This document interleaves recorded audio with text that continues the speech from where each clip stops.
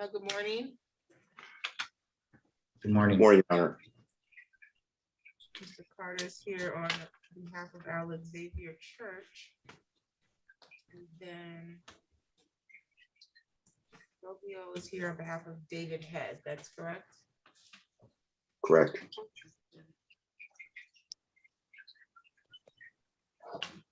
There's Anderson on here.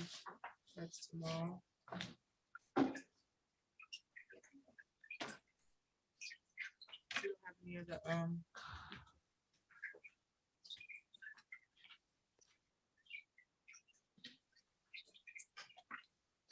okay, so Anderson and Church are two co-defendants. That is correct. It's supposed to be four, because it only says three on here. I think it's four. She had meetings.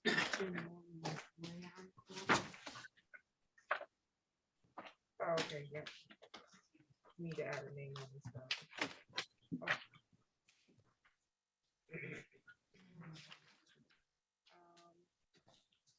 Oh, Mr. Small is right there. Got it. Okay, hey, let me know when you're ready.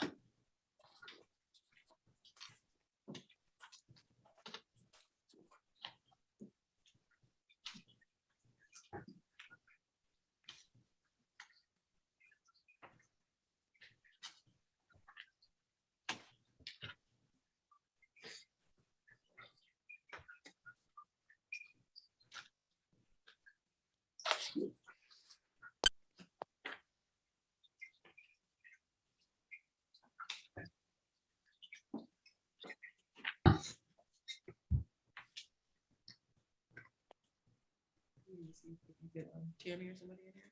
Well, I know what they did was click, I had to click the enable button, but it's giving me an error now that I'm clicking that. Okay, we're having an error with the recording system, so we gotta troubleshoot that really quickly.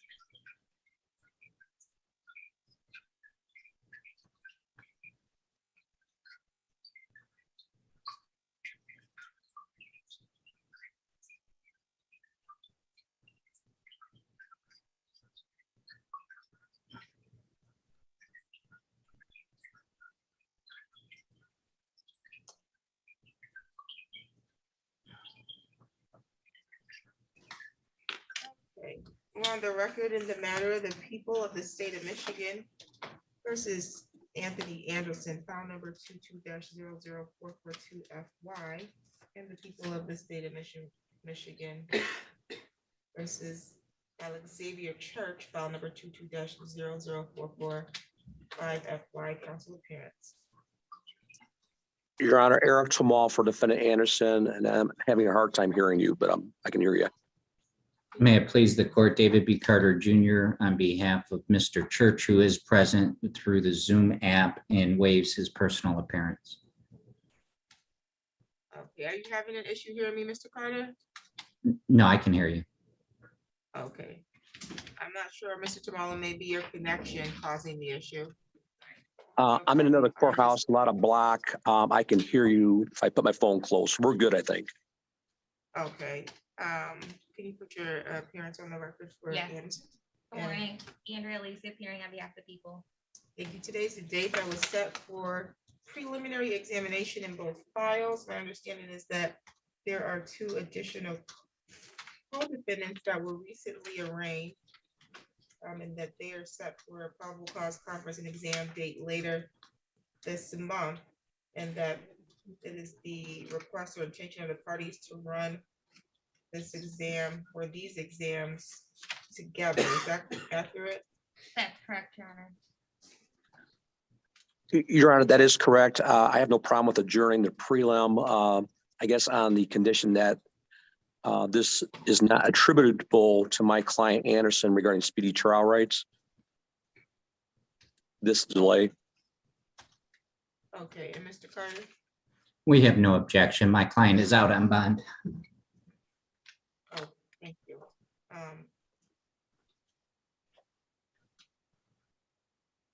What is the probable cause conference on the other? March 18th.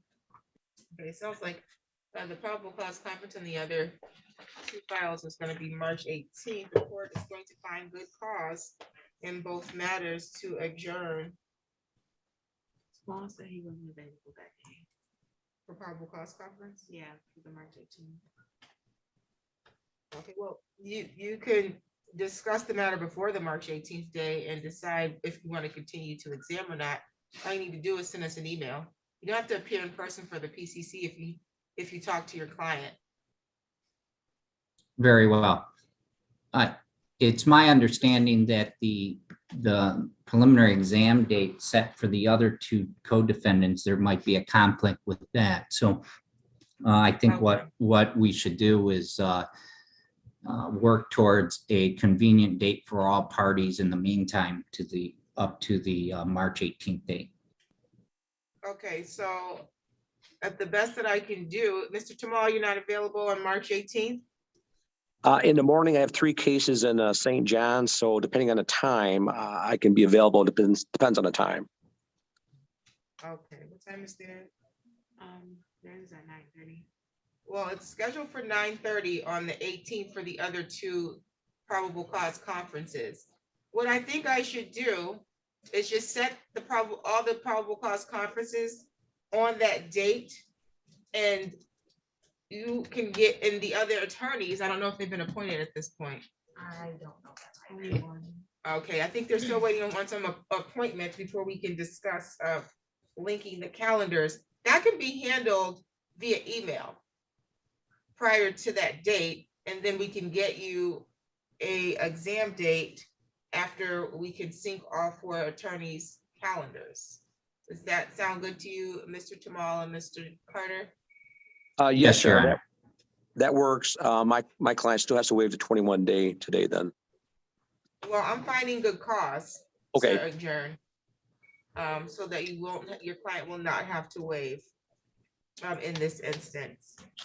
And as you indicated, you didn't want this to be attributable to him. It's not attributable to him. It's obviously because it's in the best interest of judicial economy to run all 4 at the same time versus trying to call in witnesses for the same transaction on different dates to accommodate 4 different co-defendants.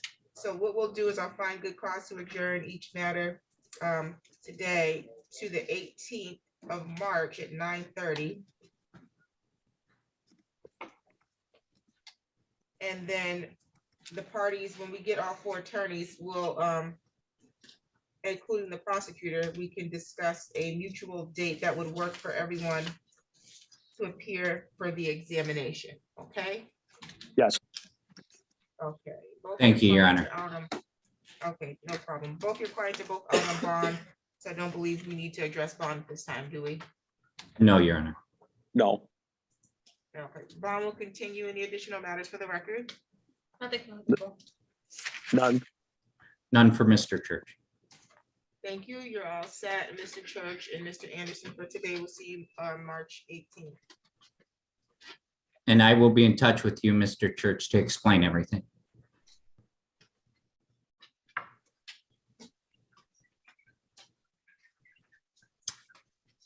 May we exit? Yes, you're all set. Thank you. Thank you.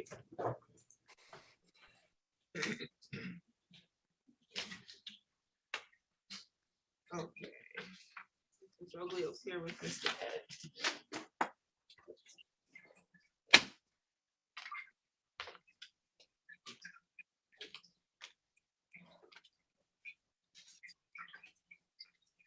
On the record in the matter of the people of the state of Michigan versus David Head, file number is 22-00406 FD.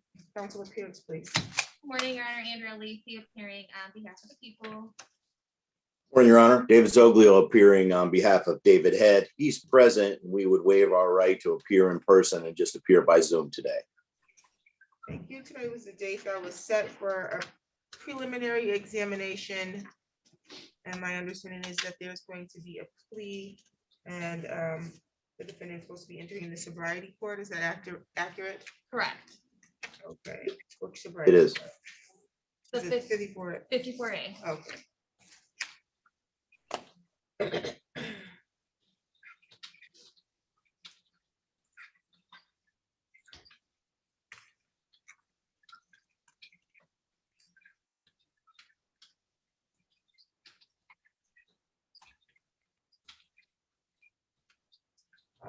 Just confirming that I had an email from Ms. Strauss, and I do.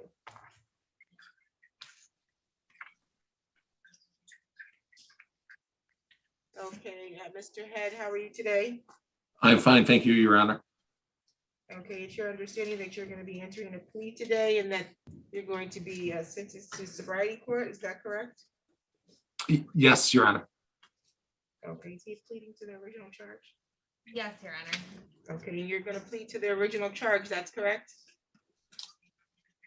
Yes, Your Honor. Okay, can you raise your right hand? Do you solemnly swear or affirm the testimony you're going to give is the truth and the whole truth under the penalty of perjury? Yes, Your Honor. Thank you, sir. You can put your hand down. Mr. Head, you have the right to be represented by counsel, and you are represented by Mr. Zoglio. You have the right to proceed to a trial in this matter, and you have the right to have a jury trial. At the time of jury trial, you have the right to call witnesses, to present evidence that you believe would further any defense you may have. You have the right to question or cross-examine any witness that the prosecution intended to call. You have the right to be presumed innocent until proven guilty beyond a reasonable doubt. And you have the right to remain silent at trial and not have silence be used against you. Do you understand those rights? Yes, Your Honor. If you want to enter a plea to the charge of operating while intoxicated third offense, you would have to give up those rights. Is that what you intend to do today, sir? Yes, Your Honor. So you'd also be waiving any right to claim later that you pled guilty because someone forced you or promised you something. So is anybody forcing you to waive your rights today and plead guilty? No, Your Honor. Anybody threatening you to get you to plead guilty? No, Your Honor. Are you pleading guilty, sir, because you believe you are guilty? Yes, Your Honor. Are you currently on probation or on parole? No, Your Honor. Okay, you understand a guilty plea may require you to report a conviction to your current employer. Yes, Your Honor. Okay, you also understand that a guilty plea may require you to report a conviction on future job applications? Yes, Your Honor. Okay, and you still wish to waive your rights today and plead guilty? Yes, Your Honor. As to the charge of operating while intoxicated, third offense, how do you plead? Guilty. May I have a factual basis, Mrs. Oglio? Yes, Your Honor, we're prepared to do that. And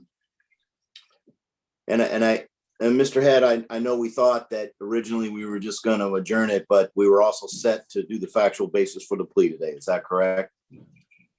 Yes, sir. All right. And so do you remember the day of 12/8/2021? Yes, I do. And you were in a car crash that day? Yes, I was. All right. Was the crash on Northampton Way in the city of Lansing? Yes, I was. Was it in the state of Michigan? Yes, it was. Prior to the crash, had you been drinking? Yes, I had. All right. And my understanding is the crash was you basically hit a tree. Is that correct? Yes, You didn't hit another vehicle or a person. just the tree. All right. And what did you have to drink prior to the crash? I had like a pint of vodka. All right. And after the pint of vodka, you proceeded to drive your car. Is that correct? Yes. Were you under the influence of alcohol when you drove your car? Yes, I was. Did you end up taking a blood test in this case? Yes, I did. Was the result of that blood test 0.37? Yes, it was. Any reason to dispute the validity of that test? No, there is not. Your Honor, I believe that concludes our factual basis. If the court has any inquiry or has any questions for me, I'd be glad to answer.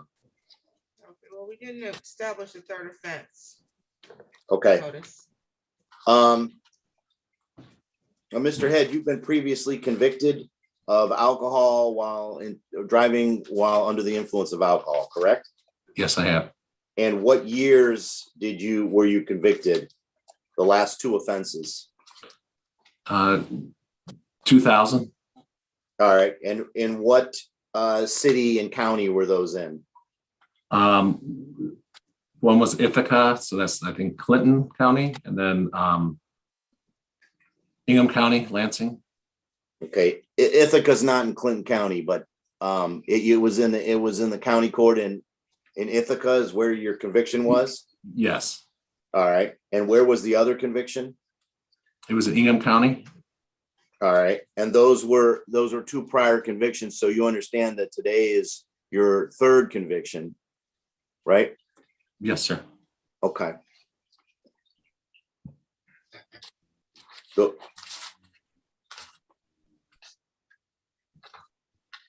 I believe that's sufficient, Your Honor. Thank you. Thank you. Any questions from the prosecutor? No, Your Honor, I would agree that that is sufficient. If the court is satisfied with the factual basis, I'll accept your plea. Find your plea to be made freely, voluntarily, and intelligently. This matter is going to be set for sentencing. Although you've already met with probation, I am going to send a referral to probation. I'm not sure if they would like to have you sentenced before Judge Alderson. I'm sorry, Judge Buchanan now handles the sobriety court. If they want you to be sentenced before Judge Buchanan or not, but you'll find that out. If it needs to be switched, we'll give you a sentencing date now. You're going to be referred back to probation. You need to contact them within the next 48 hours. Okay, sir? Yes, Your Honor. Your Honor, That's 48 business hours, by the way. Yes, Mr. Zoglio.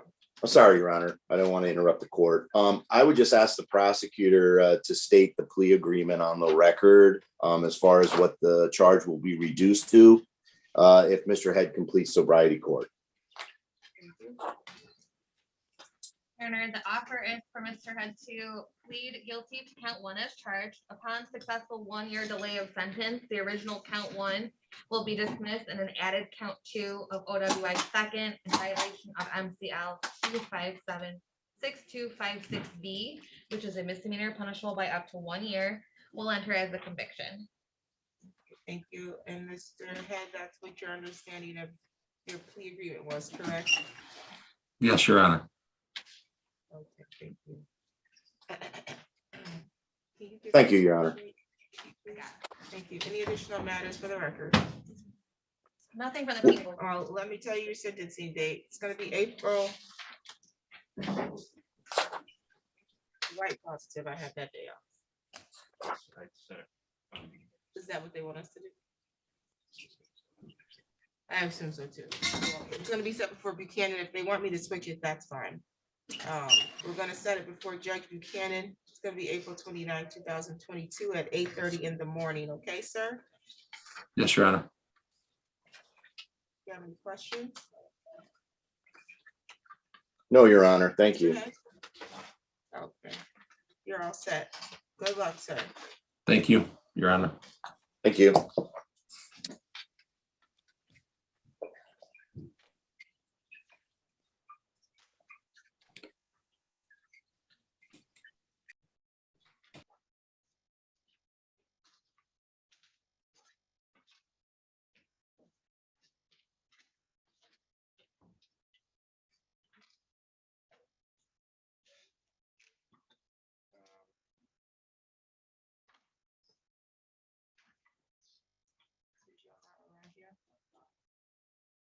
Is Mr. Palmer coming for? Okay, sounds good.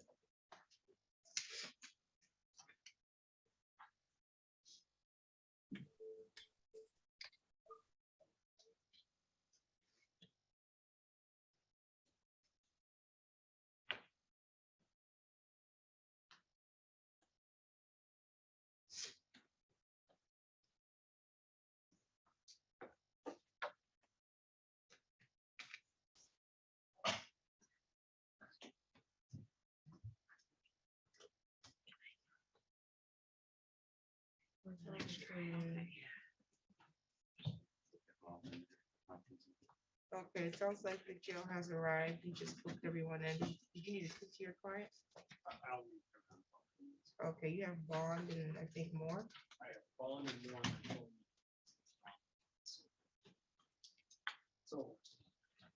Okay, Silver's in custody. Is bond here now? Okay, are we running an exam? Let me call the hallway real quick to see if the victim's here.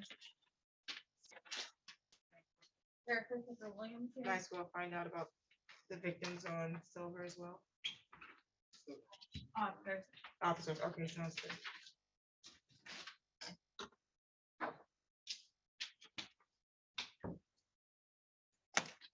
Mr. Dillon, good morning. Morning, Your Honor. Which matter are you here for? Salinas.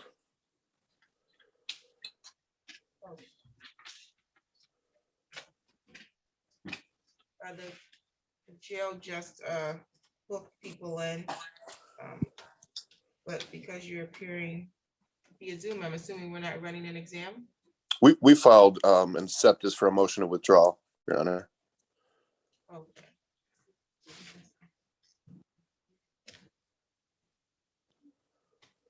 But we'll have them put Salinas on the Zoom before Hopkins actually.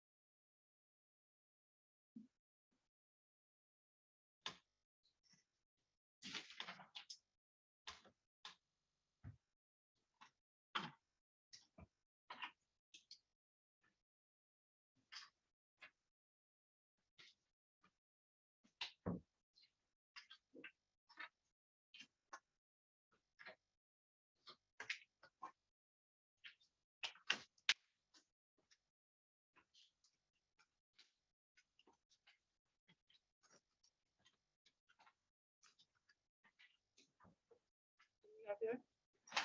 That's Mr. Bond.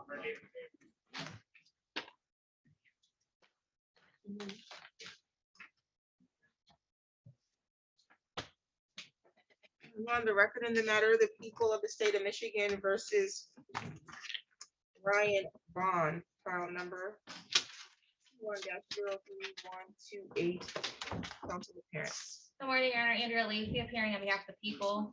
Good morning, Your Honor. James Heatley, Assistant Public Defender, appearing on behalf of Ryan Bond, who is present in the court. Thank you. Today is the date that was set for a preliminary examination, and how are we proceeding? Your Honor, at this time, the victim in this case has not appeared for exam this morning, so the people are going to have to. Okay, so Mr. Bond, how are you? I'm doing fine. Okay, so the victim has failed to appear, so that means that the prosecution does not have the necessary witnesses to proceed on your matter. This case will be dismissed without prejudice. Without prejudice simply means that if they later reestablish communication with the victim and the victim wants to proceed, they do have the right to reissue the charge against you. Okay, sir? Is that a yes? Oh, Or, because you're nodding, so I need to know what that Yes, is. Your Honor, I'm sorry. Okay. Do you have any questions about that? no, Your Honor. Okay, you wanna, if there's a no contact order, I'm sure that was issued, you wanna give us about 72 hours to make sure that's released from lien, okay? Yes, Your Honor. Do you have any questions? No, ma'am. Any additional matters for the record? That's for the attorneys, I'm No- sorry. Nothing from the people. No, Your Honor. Thank you. Thank you. You have a good day, sir. Thank you.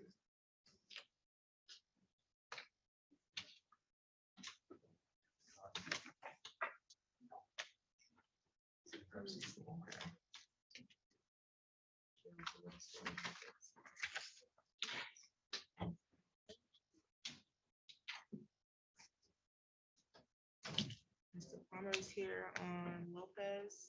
He was here. I think he stepped up. Okay, sounds good. He didn't need to speak to her, I presume. I don't think so. I saw him in the hallway and told him we were looking for him.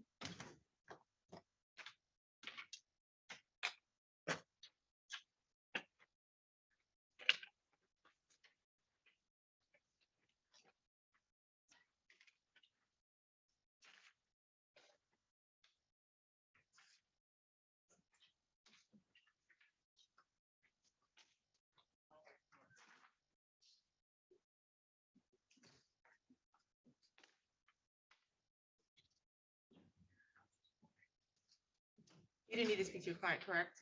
I do not. Okay. very good. Ms. Lopez, can you hear me? Yes, I hear you.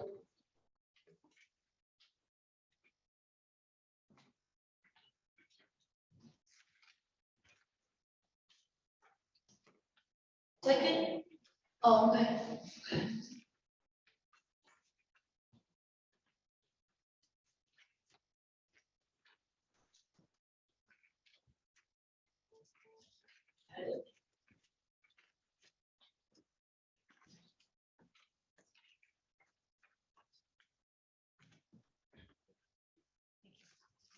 For the record in the matter of the people of the state of Michigan versus Catalina Lopez, the file number 21-02463 FY, council appearance. Good morning, Your Honor. Andrea Lacy appearing on behalf of the people. Good morning, Your Honor. Robert Palmer of Public Defender's Office on behalf of Mr. Lopez.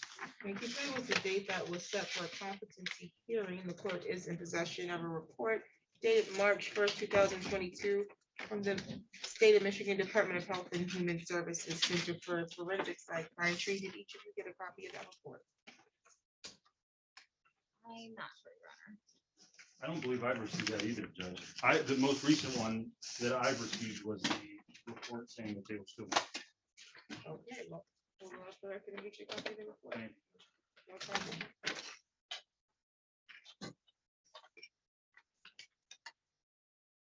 So I would assume then you would need to speak to your client. I would. I apologize. Sounds good. Okay, who else do we have?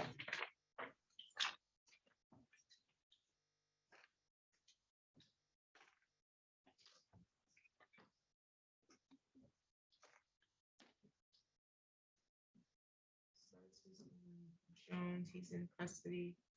Are we running an exam on Jones? I'm rushing that one, Your Honor. That's gonna be loud. We're potentially gonna have multiple files that are gonna have to run. Correct. I see three. Am I see something? Okay, sounds good. But we are running. Yeah. Okay. We'll take care of that. Shab, is Shab and Roxy here? I have not seen them.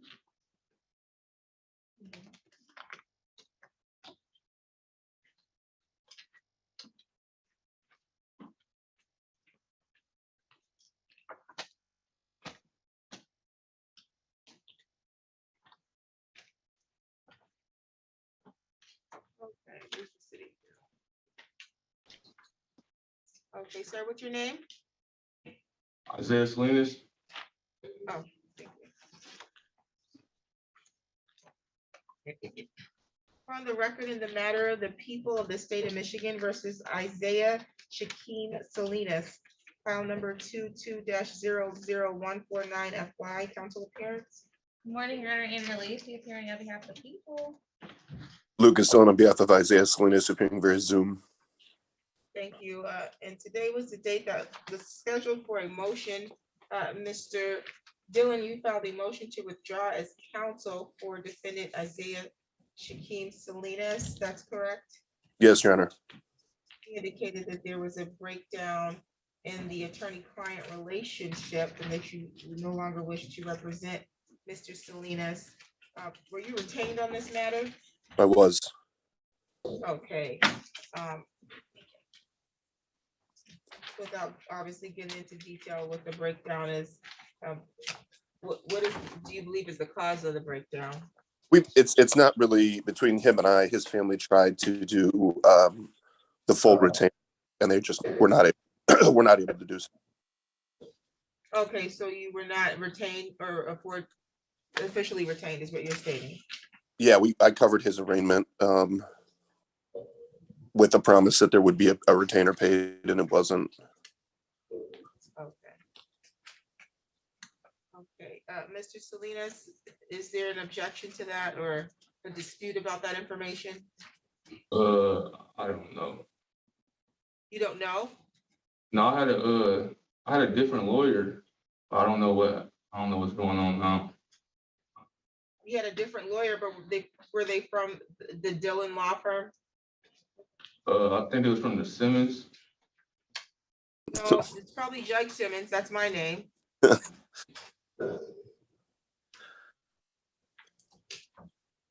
You had was your lawyer a female? Is that what you're stating? Yes, ma'am. Okay. And it probably, I mean, there are some females attorneys that work with Mr. Dillon that probably did appear for the arraignment because he probably was not available for the arraignment.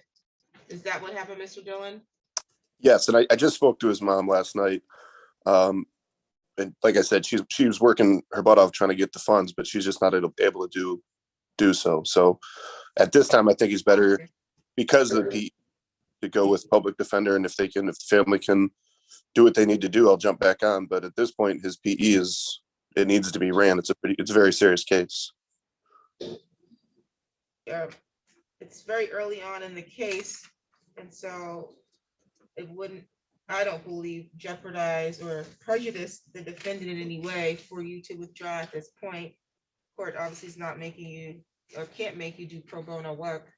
Nonetheless, did he already, Mr. Salinas, did you already apply for court appointed counsel? No, ma'am. But I'm just now finding out. I'm just now finding out about everything. Okay, so this is what we'll do, and it doesn't sound like Mr. Dillon is saying that there may not in the future be an opportunity to be represented by his office. It's just that he's not been able to receive payment for his services yet. And so the court's going to grant his request to withdraw as counsel, and then we will get you get a public defender to go and to contact you either in the jail today, or if we can get you on another Zoom room, if possible. I don't know how busy, I'm sure the jail is busy. We'll see if we can get a public defender down there to complete a intake so that you can get a public defender. Okay, sir? Okay. Thank you, Your Questions Honor. at this time? No problem. Mr. Salinas, do you have any questions at this time? No, ma'am. Okay, any additional matters for the record, counsel? None from the people, Your Honor. Okay, thank you, Mr. Dillon, you're all set. Thank you, Your Honor. You're all set, boss. All right. Your Honor, did you ask for Mr. Hopkins next? You ready on Hopkins? I don't think I have the defense attorneys here. I can, it's fine. I think it's Mr. Austin. Who? Mr. Austin. Mr. Austin. I thought it was Abbott. There's one for each. I spoke to Mr. Oh, Austin okay. this morning. Mr. Abbott's unavailable. So is Mr. Mataloni expecting to log in? He's not on the case, Judge. Not the one he went to meet on yesterday. He went to meet him and was not allowed to be his attorney. Oh, okay, sounds good. Well, he filed to the substitution. I just didn't sign it. And you're not Sounds going- good. You're not going to be. I'm not going That's my to. guess. Yeah. Thank you.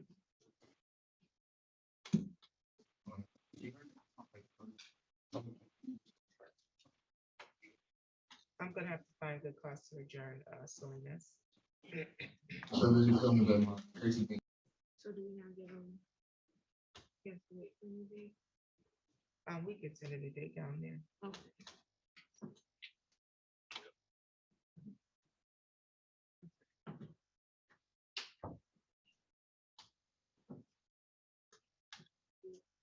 April 1st. At 9.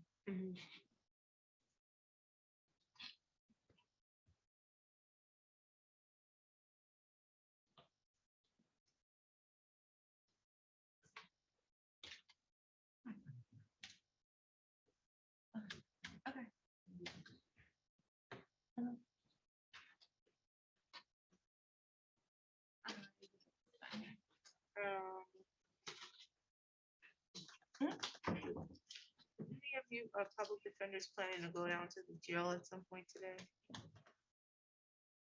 Good. Mr. Salinas needs someone to do an intake for him. I can do that. Okay, thank you so much. And then we're gonna give you his next court date. You can give it to him because we didn't give it to him. Perfect. Thank you. No problem.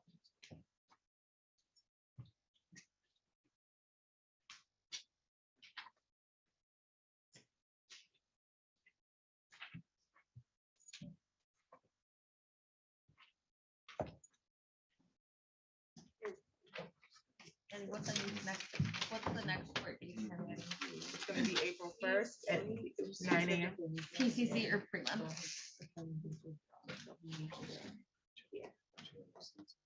Did you give him a new PCC date? He is gonna need a PCC. Okay, I can do one before. the April 1st. Okay. The PE will be the April 1st. We'll Okay. give him a PCC right now. You can walk up downstairs. Yeah. Okay.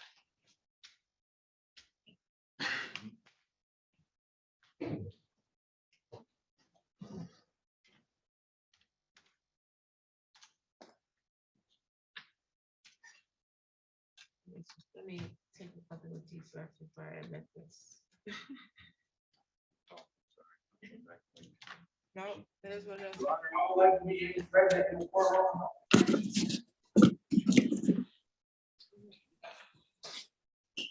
We're doing a court thing, I'll share with you afterwards. March 24th. Okay.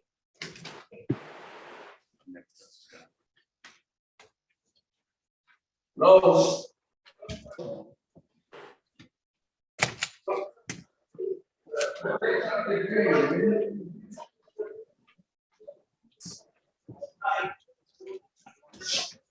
Right, Mr. Palmer is here and he's speaking to seat.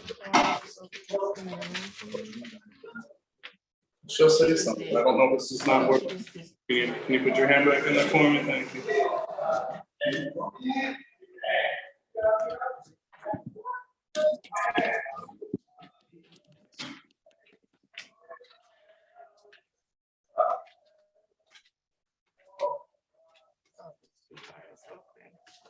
I don't think this is working.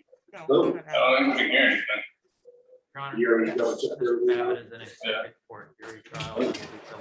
Michael Hopkins would like to be present in the courtroom.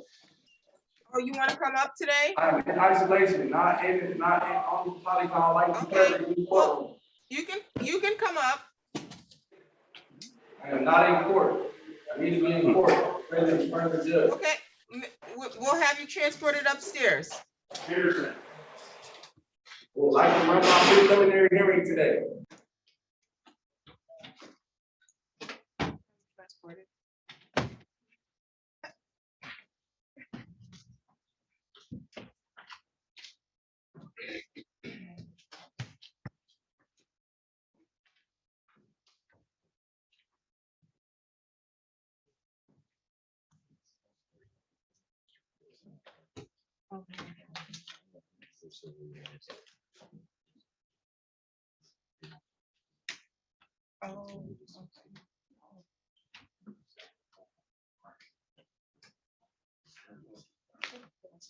Oh, I'll let her know now. Thank you so much, by the way. I appreciate No it. problem.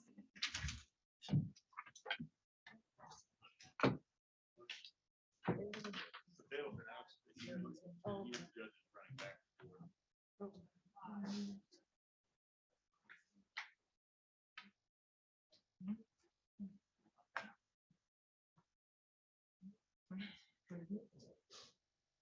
Oh, no. Yeah. The PCC for telling us Oh, I'm sorry. 24. Here, It's also. okay. I just. Let's see.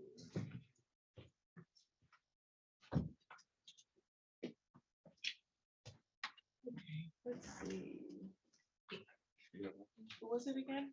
It was Torres. Is Torres here? Yep.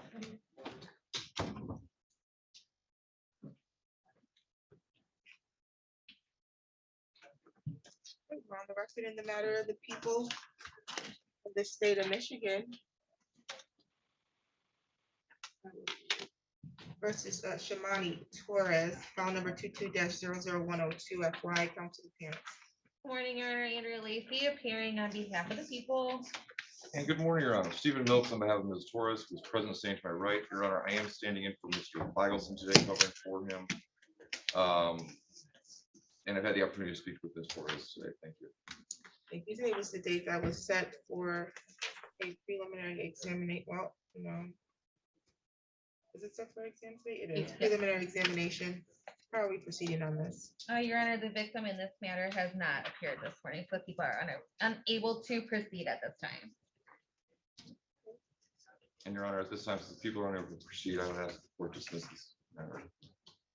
Okay, so this matter will be dismissed without prejudice. So that means that if the victim later regains communication with the prosecution and wants to proceed, they do have the right to reissue the charge against you. You understand that, ma'am? Yes, ma'am. Do you have any questions? No, ma'am. Okay, you can have a seat. We'll get you a copy of your dismissal, okay? Thank you. No Thank you, Your problem. Mr. Palmer, are you ready for me to bring your client out of the breakout room?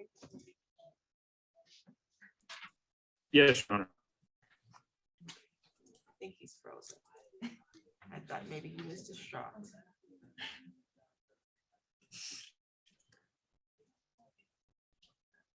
Your screen is frozen for some reason. Oh, there you go. Judge, The internet's a little janky. Judge, I'm having stability. Yeah, I'm having stability issues. If the court prefer, I can just walk back down to the courtroom. Please do. Okay.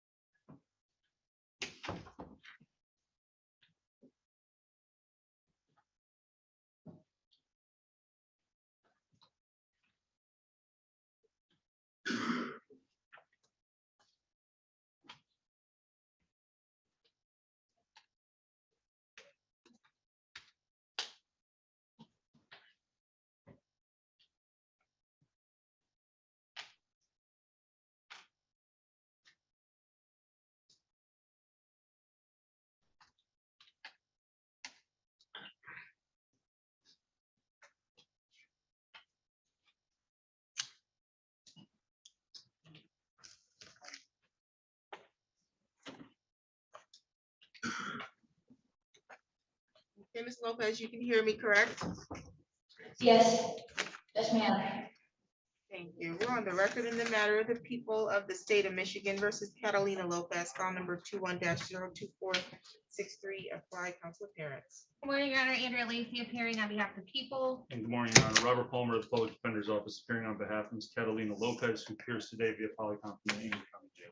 Thank you. Today's the date set for a competency hearing. Again, I do have a report from the Center of Forensic Psychiatry. Both attorneys have been provided a copy of that, and you've had an opportunity to review that with your client, correct? I have, Your Honor, yes.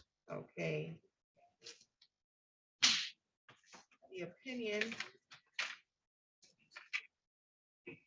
of Dr. Margot Gilbert, licensed psychologist, consulting forensic examiner, is that at the time of the examination, it was her opinion that Ms. Lopez was competent to stand trial. Any objection to the body of the report or the ultimate findings? And from the people. None from the defense, Your Honor. I've spoken with Dr. Gilbert on several occasions about Ms. Lopez's treatment. This report comes as no surprise based on my conversations with the doctor. So, and I will also say that in speaking with Ms. Lopez, I have seen significant changes or improvements, I should say, in her status. I don't have any problems stipulating to her. Okay, so court will adopt the report.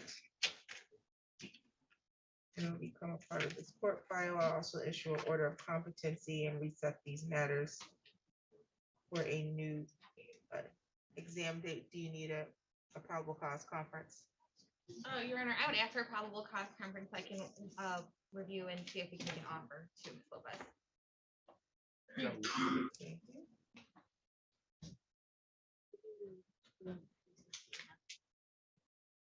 March 24 for PCC at 8 a.m. 8:30 a.m. Does that work? I will make that work. Okay, preliminary examination? April 1st. Preliminary exam, April 1st at 9 a.m. Any additional matters for the record? Or nothing from the people. Okay, you're all set. Ms. Lopez, you're all set. We'll see you on Okay. the 24th of March. Okay, Thank you. cool. Yep, you're welcome. I appreciate your patience. No problem. Thank Shut you. down the other floor. Have a good one. Yeah, I think so. Yeah, I think so.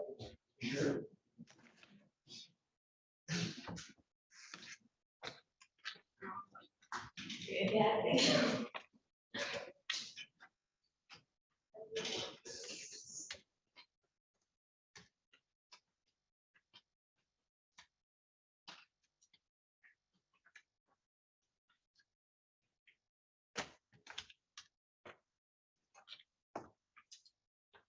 Can you get Torres a copy of that, please?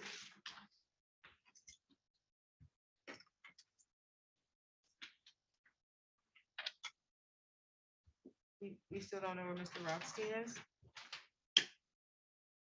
Good job. I would email him, but I know there was, this was included in part of a plea agreement, so there may have been some confusion.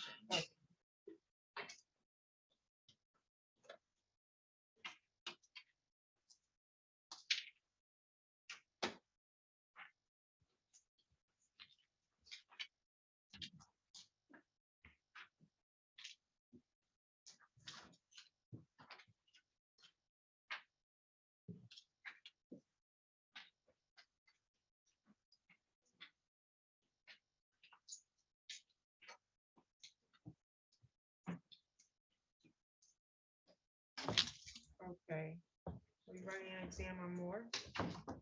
No, you're more is what Okay. Are we ready?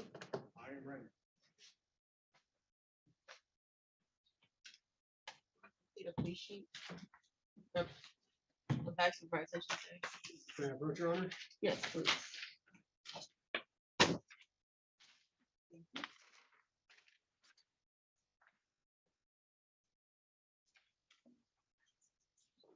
record of the matter, the people of the state of Michigan versus Justin Deshaun Moore, file number 21-03261FY.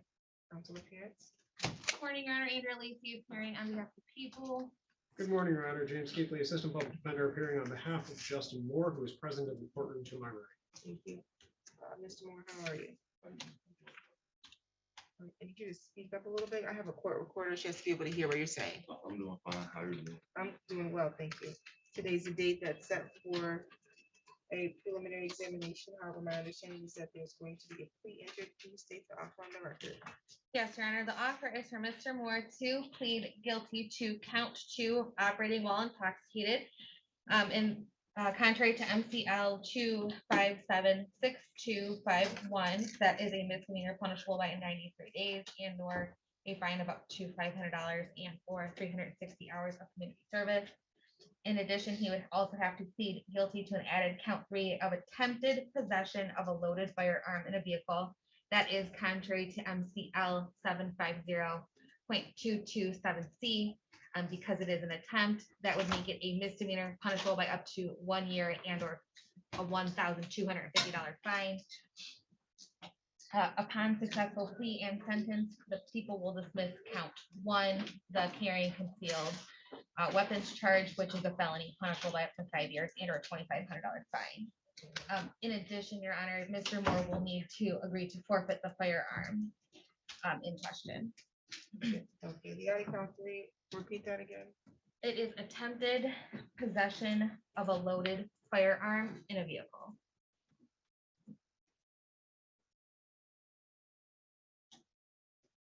Okay, Mr. Keithley. That is fair and accurate statement, Your Honor.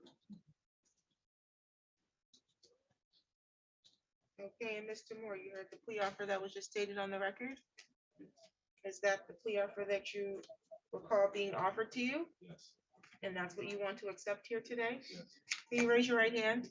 Do you solemnly swear or affirm the testimony you're going to give is the truth and the whole truth under penalty of perjury? Okay. Mr. Moore, you have the right to proceed to a jury trial in this matter. You have the right at the time of your trial to have the prosecution prove each element beyond a reasonable doubt. You have the right to be presumed innocent until being proven guilty beyond a reasonable doubt. You have the right to remain silent at trial and not have silence be used against you. And you have the right to question or cross-examine any witness that they intend to call. You also have the right to call your own witnesses or present evidence that you believe would further a defense to the charges. You understand those rights? You have any questions about those rights? Okay, you want to waive those rights here today? Is that your signature? Yes, sir. You have nice handwriting, by the way. You reviewed this document? Yes. You have any questions about the rights listed here? No, I do not. Okay, you understand that by pleading guilty today, you're going to give up any claim that you pled guilty because someone forced you or threatened you to waive your rights here today? Okay, is anybody promising you anything to get you to plead guilty? No. Anybody threatening you to get you to plead guilty? No. Are you pleading guilty to the charges because you believe you are guilty? Yes. You understand that by pleading guilty, the will result in a criminal conviction that may be punishable with jail time? Yes. You also understand that by pleading guilty, it's going to result in a conviction that you may have to report to your current employer or on future job applications. Yeah. Okay, you also understand that a criminal conviction of this time may be one that can impact any immigration status that you may be seeking. Yes. Okay, you still wish to waive your rights here today? As to the charge in count 2 of operating while intoxicated, how do you plead? Guilty. And as to the charge in added count 3 of attempted possession of a loaded firearm in a vehicle, how do you plead? Guilty. You also understand and agree that the weapon would need to be forfeited upon entry of this plea, correct? Okay, can I have a factual basis? Thank you, Your Honor. This is going to be a factual basis to the original counsel. Thank you. So, Mr. Moore, on or about December 5th of 2021, were you in the area of Lowcroft and Holmes in the city of Lansing, Ingham County, state of Michigan? Yes. And at that time, were you operating a motor vehicle? Yes. And the area of Lowcroft and Holmes where you were located is a public highway, is it not? It's a road, right? It's a road. Okay. And prior to operating that motor vehicle, had you been consuming alcohol? Yes. And did you know it was alcohol at the time you were consuming it? Yes. Had you consumed enough alcohol that you had a blood alcohol content of 0.08 grams or more per 210 liters of breath? Because your BAC was above 0.08, Yes. and that was verified because after you ended up getting arrested and taken to the police station, right? So, And they did a data master there, right? yes. And it came back at a 0.10, right? Yes. And you don't have any reason to contest those results, do you? Now, while you were operating that motor vehicle, did you have a firearm in the vehicle? Did you know the firearm was in the vehicle? Yes. Okay. Now, you had a certificate from having taken a concealed pistol license course, right? Yes. But you did not actually have a concealed pistol license at that time, right? No. And the firearm was loaded, was it not? Yes. I have no further questions. Yes, sir. Did you wanna talk to your attorney before you say something? Anything you say can be used against you.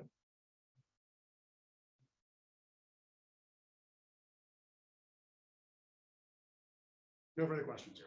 Thank you. Any questions from the prosecution? No, Your Honor, people are satisfied. Thank you. The court is also satisfied with the factual basis. I'll accept your plea. Find your plea to be made freely, voluntarily, and intelligently. This matter is going to be set for sentencing, and prior to sentencing, sir, you need to meet with probation.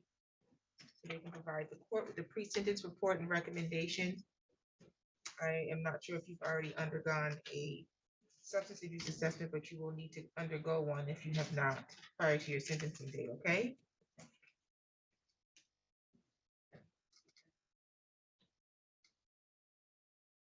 Your sentencing is going to be set for April 22nd at 8:30 in the morning. You need to report to probation when you leave here so you can set that up, okay?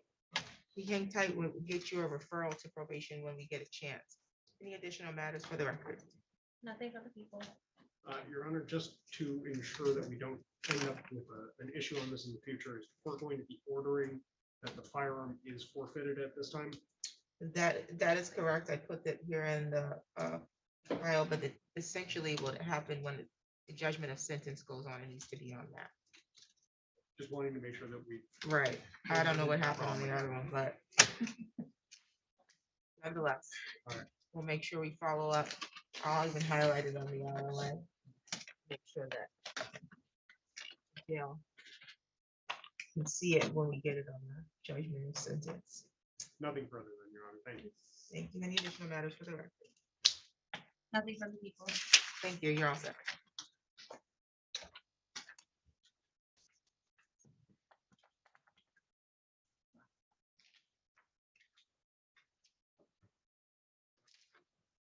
As I did hear back from Mr. Rothstein with regards to Ms. Schaub, he did think the case was dismissed at her last hearing. So I let him know that was not, and I asked him to at least hear by Zoom. So hopefully. Oh. Shortly.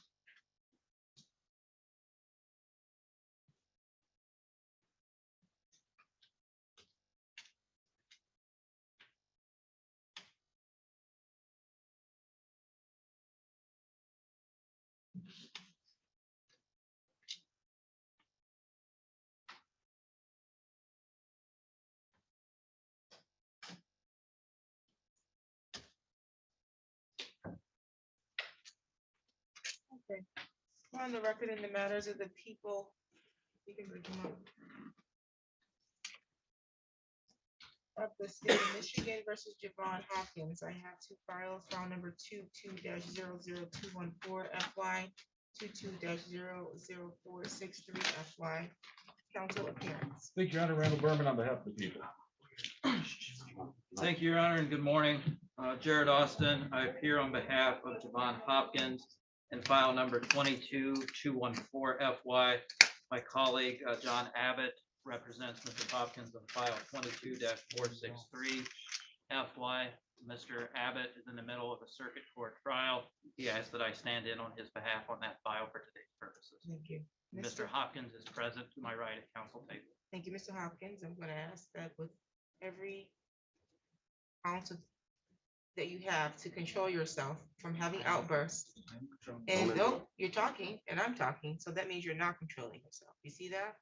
So we don't speak over each other in the court, A, because it's rude, but also because I have a court recorder here and she can't pick up two people talking over each other, okay?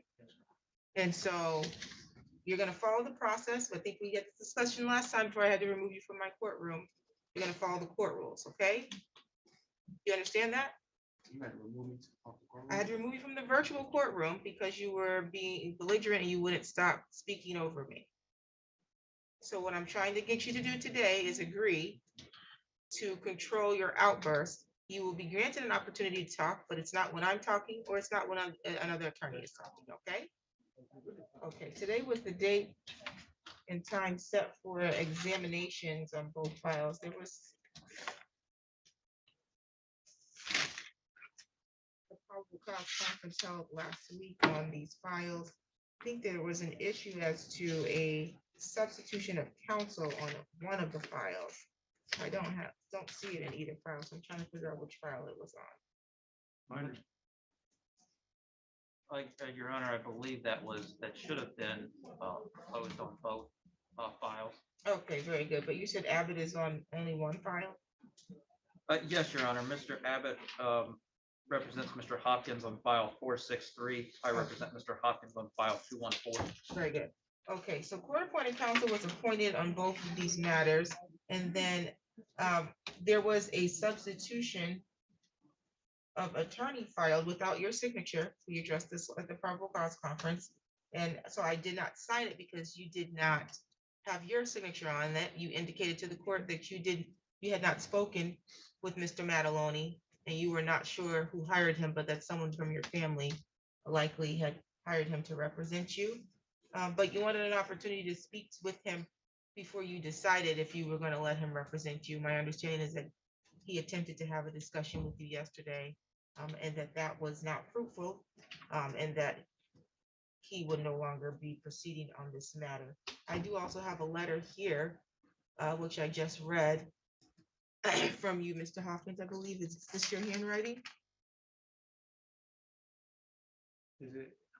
Yes, it's stating that I'll represent myself, correct? Is this your handwriting was the question? Yes, if it's stating that I. No, I didn't ask you what it stated. Yes. This is Yes, your it should handwriting? be, yes. Okay.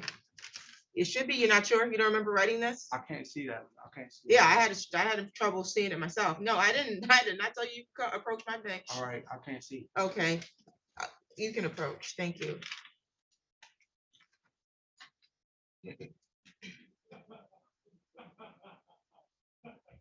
You still don't remember writing that? That's mine. I'm representing myself. No, I didn't ask you what it said. Do you remember writing that, sir? Yes, I did. Thank you. Okay, so I read it. It indicates that you would like to represent yourself. You've also indicated previously that you believe you would like to represent yourself as well. The court addressed some concerns about your ability to represent yourself as in regards to your ability to follow the court rules. What's at stake here in this matter, which is these are, I believe, 2 life sentences. Is that accurate? He's charged with 5 armed robberies, which each, yes. Each life punishable, yeah, you're offense. facing life. It's a very serious matter, a lot at stake. But there's also some concerns that the court have, but I'm gonna give the opportunity for the councils to address the court. Thank you, Your Honor. I don't really know how to proceed.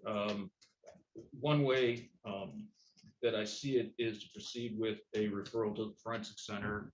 And it's difficult for me to do that, and I know anyone can refer someone. It doesn't have to be from the defense side. I haven't done it in my 8 years, almost 9 years as a prosecutor yet, because I don't get to talk to the defendant and I don't know. What I can tell the court is up until today, the defendant has refused to be seen on camera or come into the courtroom, and has requested a lineup where I keep asking for someone to file a motion because the lineup's not needed because there will be no in-court ID from any of the victims.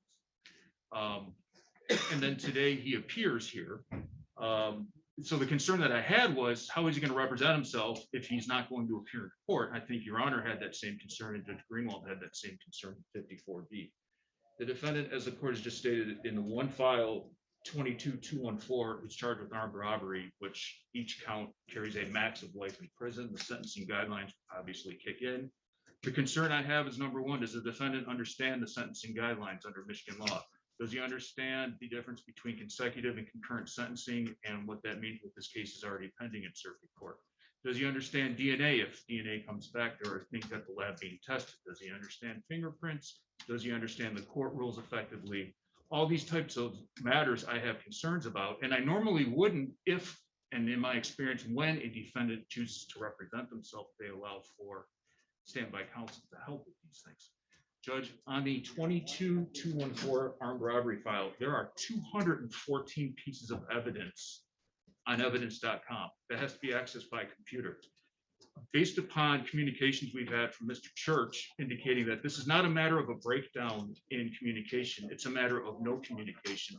How are we to proceed with a preliminary examination? I don't think the defendant has watched the videos, has seen the evidence, and can effectively be able to represent himself without being able to do that.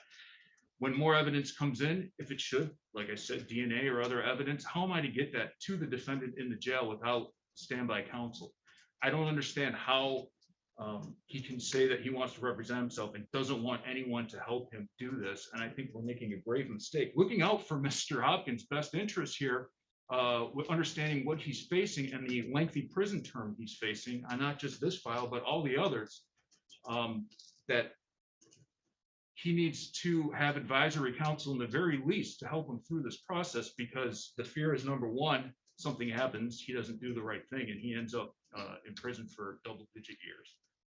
Or number two, that same thing happens and we're back here in 3 or 4 years after an appellate court looks at this and we have to do it over again. It seems to me counterintuitive and counter to human nature that when you have something serious going on, legally, medically, those types of things, that you don't seek someone's help for that and you choose to do it yourself. We wouldn't allow someone to perform surgery on himself. And again, he has every right to represent himself, but why and how he does not wish to have standby counsel, I don't know. This court was patient, I felt, last week, and it was trying to make the proper inquiries to allow him to represent himself and couldn't get through that process. And so I don't know where we're at, but I have grave concerns about him representing himself without having anyone trained in the law sitting with him that he can ask a question, bounce an idea off of, get assistance in objecting or introducing evidence. So we didn't find out until roughly 1 o'clock yesterday about Mr. Mataloni's visit and whether or not he was representing him. I have sent out subpoenas on this file more than once and had to cancel them. We need some direction. So I don't know. I have paperwork here ready for a referral to the Forensic Center. I believe the defendant understands the charges and knows what's going on. I just don't know that he can competently assist in his representation. And I don't know what is going on and why he insists on representing himself and not having anyone at least just sit behind him that he can turn around and ask a question to. It seems completely contrary to what one would want when facing such a situation. And I just don't think we should be rushing into things under these circumstances because of what's at stake here. He's 24 years old. I don't know what experience he has in the law. It doesn't seem like it's very much. In 54B at a pre-exam conference, he asked Judge Greenwald who I was, and she said, that's the prosecutor. He said, well, why is he here? Well, it was a court proceeding. We brought charges and I represent the state. That's why I'm there. Anyone would know that who has any little amount of legal understanding. So I have great concerns, Your Honor, about this. And I think we need to either make a record or we need to inquire from the defendant to see and make sure that he is making these decisions based on reality and rationally. And so I asked the court for some direction because if we're not dealing in reality and we're not basing things rationally, then I think he needs to go with forensic science. Thank you. I'm going to give Mr. Austin an opportunity to say, make any statements before I address your concerns. Yes, Your Honor, thank you. I certainly join in a lot of Mr. Berman's concerns. Above all, looking out for Mr. Hopkins, I'm not concerned with doing it fast, I'm concerned with doing it right. And certainly, Your Honor, Mr. Hopkins can assert his right to self-representation. There are factors the court can consider in denying that if the court wishes. I do share in those concerns that if Mr. Hopkins were to be granted the opportunity to represent himself, if he would be able to, one, properly do that, and particularly if he would refuse standby counsel, I think that puts him in an even worse position. And it doesn't seem at this point that he is willing to work with anyone in our office, been assigned counsel outside our office, which he refused that representation as well. And if that persistence continues with him refusing to assist or aid in his defense, where he is facing up to life in prison,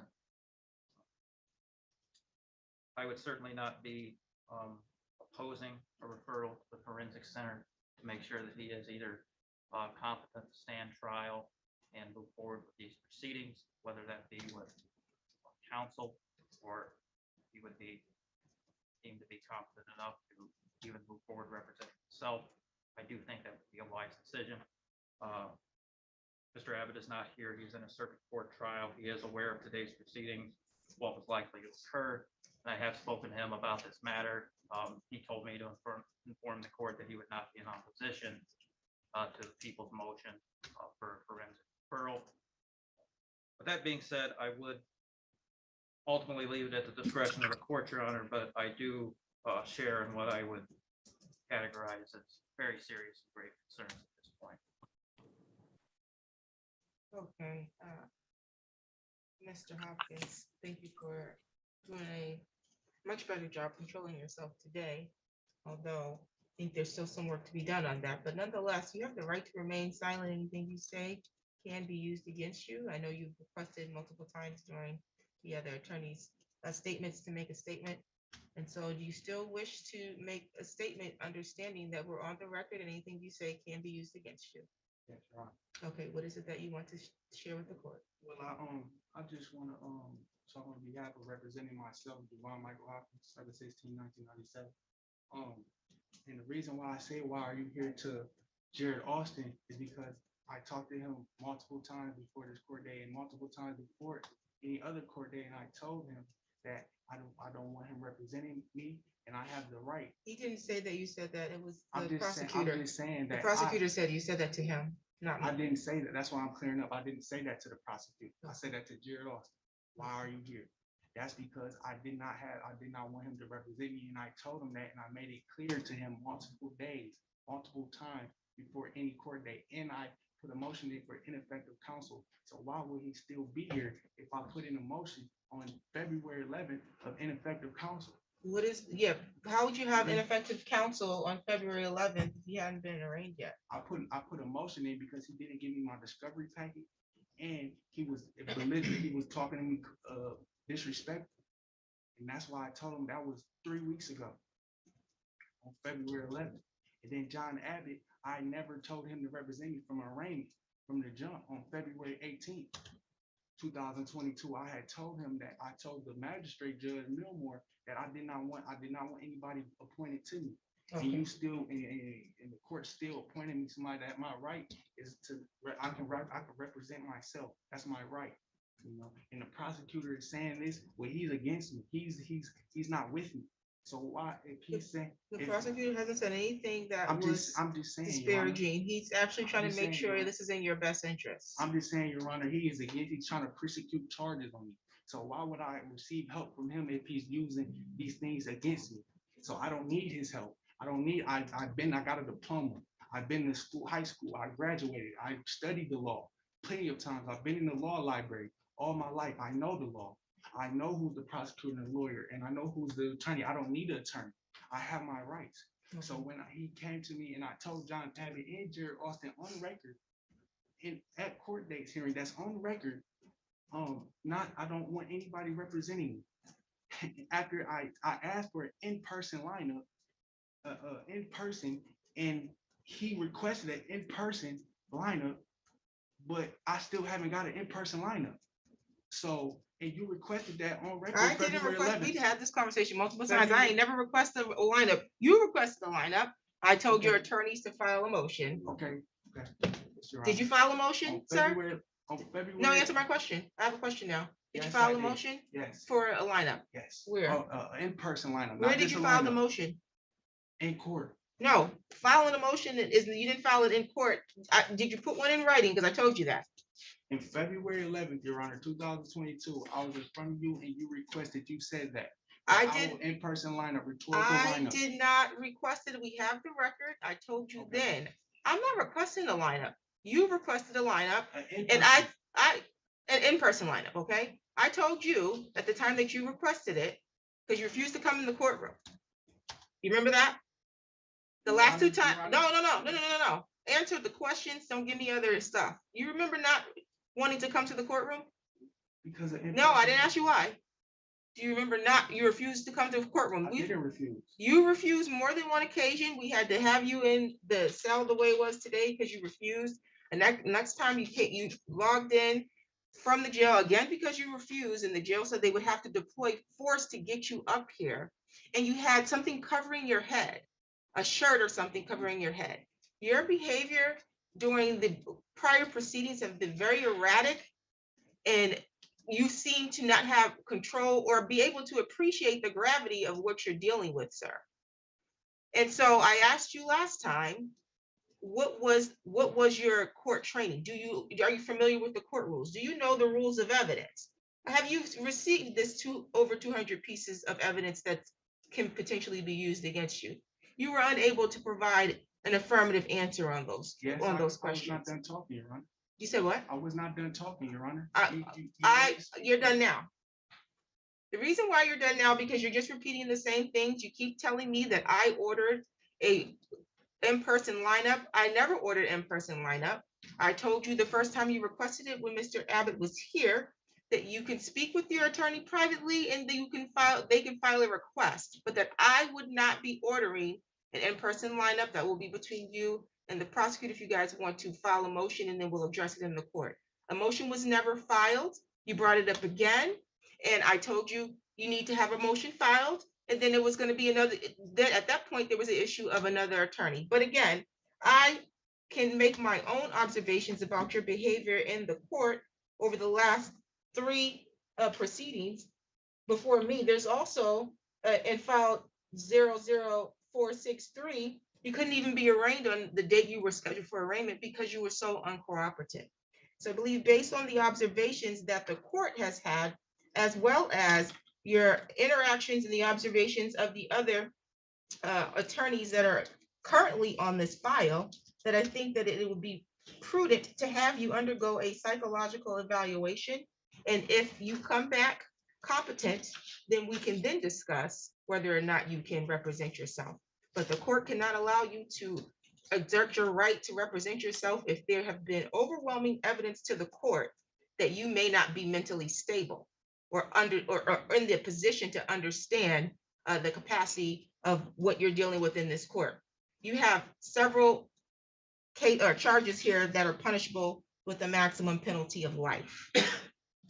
And telling me that you have a high school diploma making you qualified to represent yourself does not make me feel that you understand what's going on here, sir.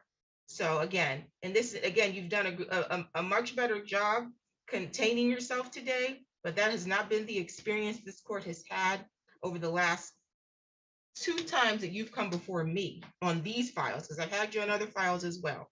You have been seemingly unstable and erratic and uncontrolled. And so for those reasons, I am going to order that you undergo a evaluation at the Center for Forensic Psychiatry. Can you approach with those orders? I'll show those to Mr. Austin. Yes. Your Honor, just for the record, if something was filed along the lines of a motion to represent himself, we already have a violation of the court rules, nothing served on the office. And with regard to the lineup, it's a corporeal lineup, not a rhetorical lineup. So just from today, we've already seen the inability to understand some legal concepts, and that's again my concern. I just wanted the record to reflect that. Thank you. May I approach? You said rhetorical. I didn't say that. Yes, you did, multiple times. In addition, he is correct about how you file a motion. And I told you at the last hearing, if you wanted to represent yourself, you need to file it in writing with the court. You did not follow the court rules, which the court asked you, did you know the court rules? Yes, I do. And I told you you were required to follow the court rules, so you did not do that. But nonetheless, we can, I had an attorney that I told to motion that, he did. you just told me you didn't have an attorney. He did it. He did it. I asked him to do it. That's why. I You don't want him fired, to you do it. fired all your attorneys. See, that's the Right. thing. I did. 1 minute you say you have an attorney, the next minute you don't. 1 minute Mataloni's representing you, next minute you never spoke to him. He didn't do You're it. not I asked him, consistent. Your Honor. Okay, thank you. Okay, so, and Mr. Austin, you've reviewed these orders for Mr. Hopkins to undergo competency evaluation. Yes, I Okay, have, Your Honor, and I approve as to form. thank you. Both orders will be signed and dated for today. The matters of the preliminary exam will be adjourned until the time that we have a report back from the forensic center. Any additional matters for the record? Not for the people, Your Honor. Thank you. Just one clarifying issue, if I, based on something that was brought up, if I may, Your Honor. You may. Mr. Hopkins made mention of a motion that he filed. I have not seen or been in receipt of that. And I did provide Mr. Hopkins a copy of his discovery, the hard copies of his discovery, as quickly as I could upon my receipt. If Mr. Hopkins filed a motion for a lineup, that wasn't received by the court either. I'm assuming the only thing that he's filed, which he couldn't remember seeing, and it took him a while to look at it before he said, yeah, this is me. He couldn't answer a straight question about it. I would assume this was his motion that he filed to represent himself. I'm not sure which file it's on because he didn't put a file number. This motion does not comport with the court rules either, but this would be what was not served on either of the defense counsel. Well, they wouldn't need to serve it on the defense counsel, but you weren't made aware of that, but it was also not served on the prosecution, and it was in one of my court files. So I can make sure that you get a copy of this letter. Again, it essentially states that he's requesting to represent himself and that he has been requesting that since the time of his arraignment. We'll get you a copy of that. Any additional matters for the record? I guess at this point, Your Honor, I'm asking the court not to allow any attorney changes or withdrawals or firings until the report comes back, so we make sure that the decision that's being made is being made with sound mind. Thank you. Okay, yeah, I'm not allowing any attorney changes at this time. And as for, there was a substitution, at least in one file, that I never signed because it was not signed by the defendant. So as of right now, the court-appointed counsels that were appointed remain on the case. I'm assuming there must have been some kind of intake process for him to get court-appointed counsel. So I don't know how he could say he denied the attorney and yet gave information to complete an intake.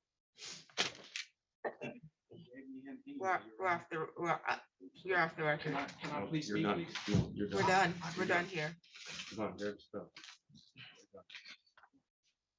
Can I please No, speak you're on done. bond, Let's go. please? Let's go. Let's go. You're not getting a bond, sir. So when will I get this arranged, You're done. this journey? Let's go. I stated on the record when that would happen. Yeah, let's go. Okay. Thank you. Okay. Mr. Rothstein logged in. I'm shocked. Your Honor, apologies on not appearing earlier today. I had thought that that case was already dismissed. Do we need to go on the record on Melissa Schaub to get the adjournment? It's not my last note that there was an adjournment while the parties negotiated a resolution, and so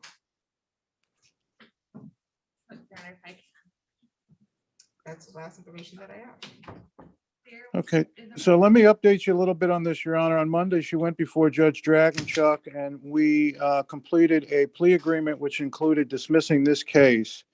And I had thought I had received the nollie yesterday. Apparently, it was on another case. I just looked that up. So I am asking for an adjournment on this case simply because as soon as she gets sentenced, it will be dismissed. Sounds good. The sentencing on other case charges April 25th. We will set this after April 25th. And my apologies for not appearing this morning. It was a matter of me looking at a nollie and thinking it was yours. But no problem. You were able to log in and get it clarified, so. So it'll be May 6th. We'll set it for May 6th at 8:30. I'll put it in my book now. Thank you, Your Honor. Sounds good. Have a good one. You too. Bye-bye now.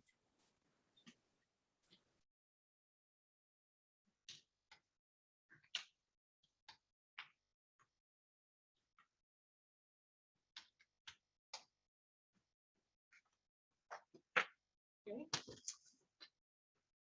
We are, took care more already, correct? Yes. What about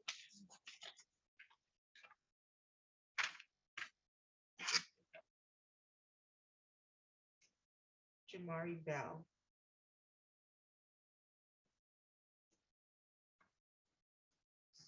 Oh, that one's supposed to run, Your Honor. Okay, TJ Trying, Petrovich, that's supposed to be a plea. Yes. Anthony Little was set for a review. Who's the review for? He was. Supposed to be-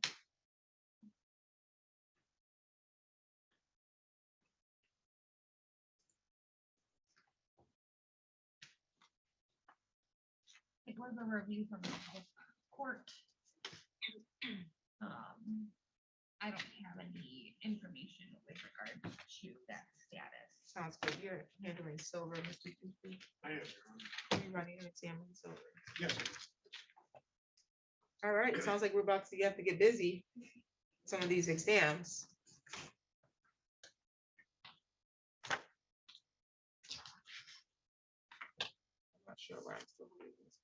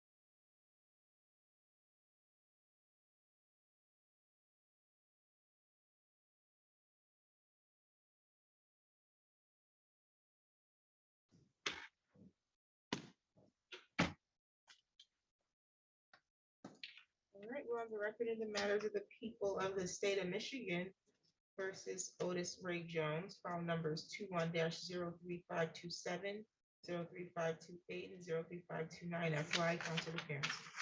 Good morning, Your Honor. Andrea Lacy appearing on behalf of the people. Good morning, Your Honor. Jacob Sarch IV, Assistant Public Defender, here on behalf of Mr. Jones. Mr. Jones is present in the courtroom. He's standing to my right at council table. Today was a date that was scheduled for preliminary examinations on each file. Are we ready to proceed? Your Honor, yes. There is one file, however, that we are not able to proceed on this morning. That is case number 21-03528.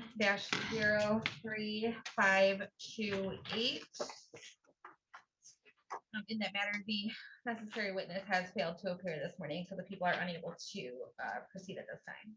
Okay, Mr. Sachs. No objection to a dismissal, Your Honor. Okay, that case will be dismissed without prejudice.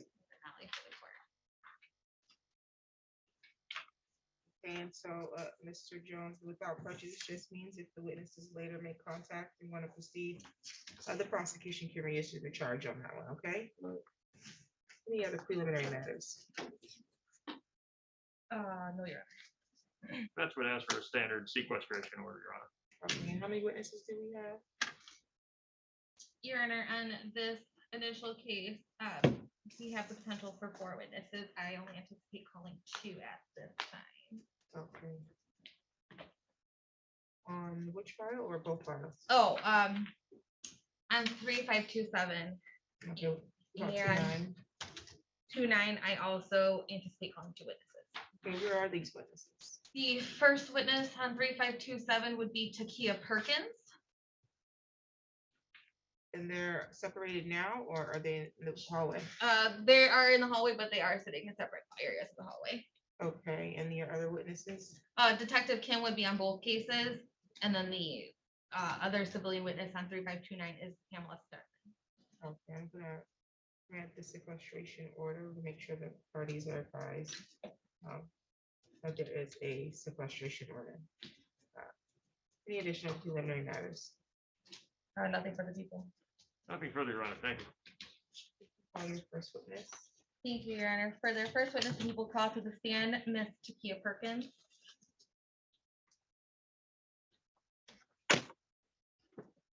Yeah.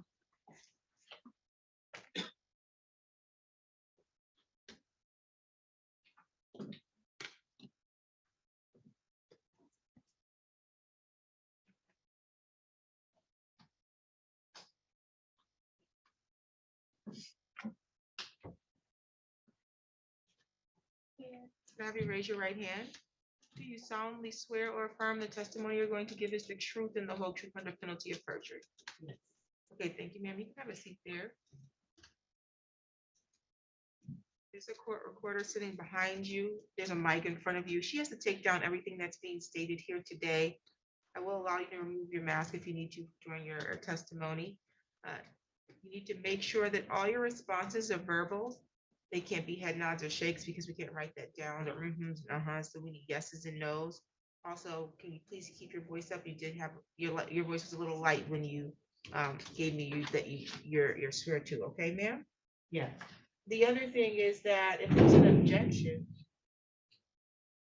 objection, you would wait, hold any response. I'll address the objections, and then I'll give you indication as to whether or not you can give your response after that, okay? Yes. Okay. State your first and last name, spell them both. Takia Perkins, Takeea. Last name Perkins, Perkins. Thank you, counsel. You can proceed. Thank you. Ms. Perkins, I'm going to take you back to December 5th, 2021. Do you remember that date? Yeah. Okay, on that date, were you present at 415 Mall Court in the city of Lansing in Ingham County? Yeah. And what's located at that address? Home Goods. Okay, and were you at that address at approximately 9:15 p.m.? Yeah. And what were you doing at that location at that time? Working. And when you are working at Home Goods, where were you scheduled on that date? Is there a specific area you were working? I'm the key carrier. The whole story? And did something happen on that day that brings you to court? Yes, Okay, and can you tell me what happened? I was right. Okay, and can you walk me through that? What were you doing when that took place? I was closing drawers for the evening. And a gentleman walked up to me and asked for the money, Okay, and I gave it to him. okay. Did he produce anything at that time? No, Did he make any gestures to his person? yes, And what was that? he reached for his waist. Okay, and do you remember where in his waistband he was reaching for? No, Okay, and what did you think that that meant when he reached for his waist? that he had a weapon. And if you saw that same person today, would you recognize them? No, Can you describe the person who robbed you? a black man, tall black man, in a green coat. Okay. And do you remember giving an age to the police officers when you talked to them? Approximate age? Older, like in his 50s. Okay. And you indicated he was wearing a green jacket, is that correct? Yes, And was there anything else that stood out about him? Was he wearing a hat or anything else? I don't recall. And I know you had indicated that you thought that reaching for the waistband meant there was a firearm. At any point, did you actually see a firearm? No, Okay. How did you feel when this took place? scared. Were you afraid that he was going to do something to you? Yes, And what did you do when he asked you for the money? I gave it to him. And then what happened after you gave him the money? I called the police. Did the defendant stay in the store, do you know, or around the area? He left the store. Okay. Have you seen this person since the incident took place? No, Okay. And you and I spoke earlier this morning, correct? yes, And when we spoke, I showed you a video, is that correct? yes. And what did you observe on that video? I observed me closing the registers and a gentleman walking up to me and asking me to put money in a bag. And I gave him what I was what was in that register, and he took it and walked away. Okay. And the video that I showed you, does that show the events as you remember them happening? Yeah, Okay. Your Honor, this video has been marked as People's Proposed Exhibit Number 1. I would ask that it be admitted into evidence as People's Exhibit Number 1. Objection. Just for the purposes of the exam, Your Honor, I'll object and grant the like foundation. Thank you. Do you want to respond to the objection? Your Honor, she has already indicated that she recognizes herself. She recognizes the video to show the incident as she remembers them happening and that she was present at the time. I think that's a more than sufficient foundation for a video at this time. Thank you. The objection is overruled. Thank you. Can I play the video for the court, Your Honor?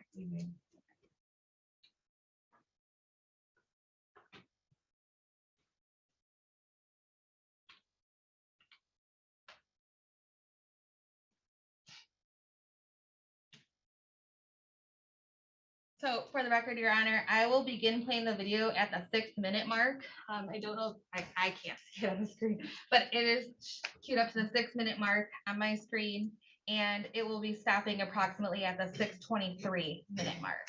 Thank you.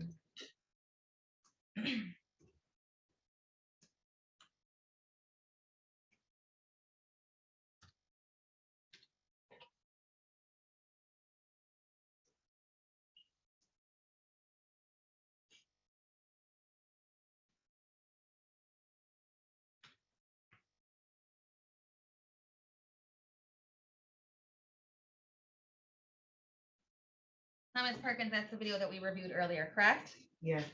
Thank you. And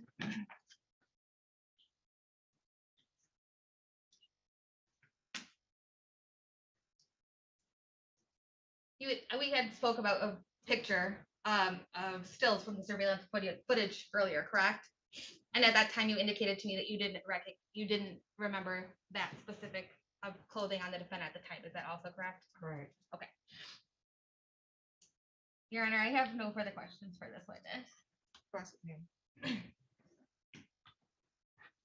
Thank you, Your Honor.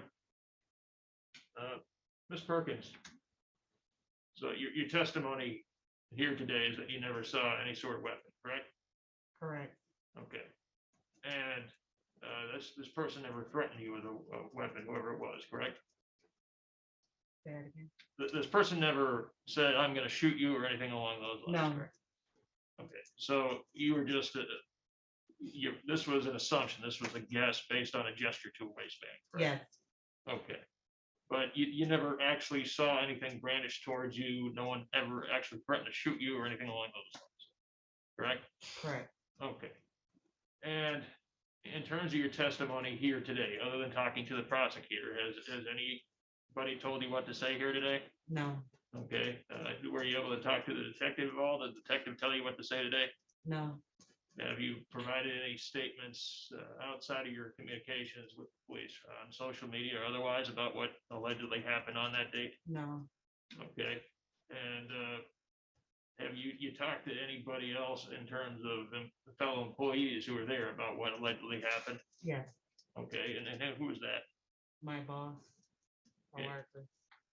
Okay, and who was your boss at the time? Rebecca DeRoche. Okay, and who were your coworkers? The people that were there. Okay, do you remember their names? I don't know last name. Stephen and Kelly. Okay, thank you. And do you recall about what day, what time during the day this allegedly was? It was after 9. Okay, were there other customers in the store at the time? Not at the front. Okay. And when you were working, were you taking any medications or consuming anything that might have impaired your memory for the purposes of today's proceedings? No. Or might have impacted your memory in terms of the event? No. Okay, thank you. Just one second.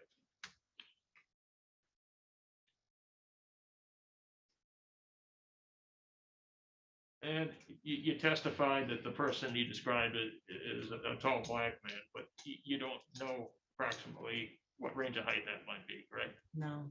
Okay. And yeah, the person that you saw was fully clothed, correct? Yes. Okay. And had a mask on? Yes. Okay. Thank you, Your Honor. Nothing further. Did you read her?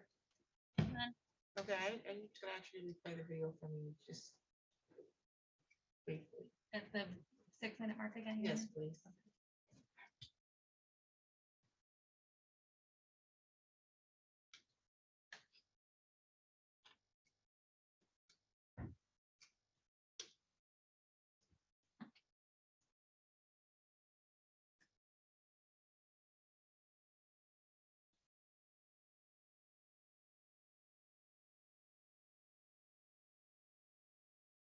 Oh, thank you. May this witness be excused? Yes, Your Honor. Thank you, ma'am. You can be excused. Thank you. You can call your next witness. Oh, and ma'am, I need to advise you that there is a sequestration order, so you're not to discuss any portions of your testimony with anyone else, okay? Okay. Thank you.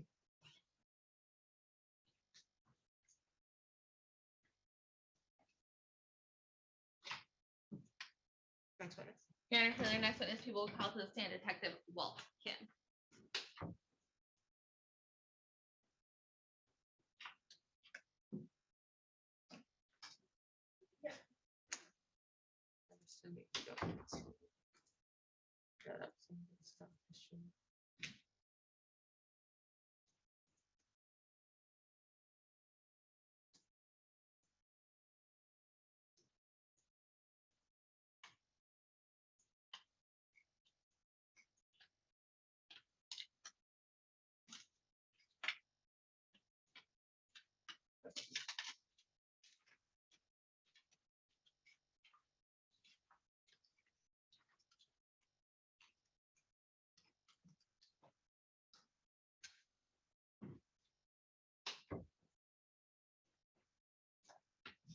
Do you solemnly swear or affirm the testimony you're going to give us the truth and the whole truth under penalty of perjury? I do. Thank you.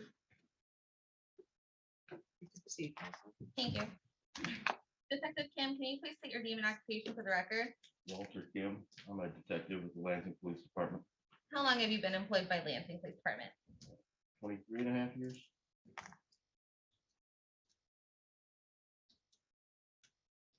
And Detective Kim, as part of your assignment as detective, were you assigned to investigate the robbery that took place at Home Goods located at 415 Mall Court on December 5th, 2021? Eventually, yes. And that took place in the city of Lansing, County of Hingham? Yes, Okay. As part of your investigation, did you review the surveillance footage? I did. Okay. Do you remember when you reviewed that surveillance footage?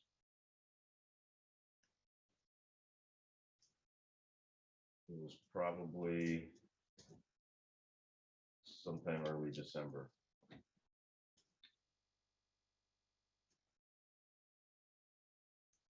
And when you viewed that surveillance footage, did anything stick out to you pertaining to this incident? Yes. He was wearing a distinct green coat with a large Nike swoosh symbol across the back. Okay. Your Honor, I am showing what has been marked as People's Proposed Exhibit Number 2 to Defense Counsel.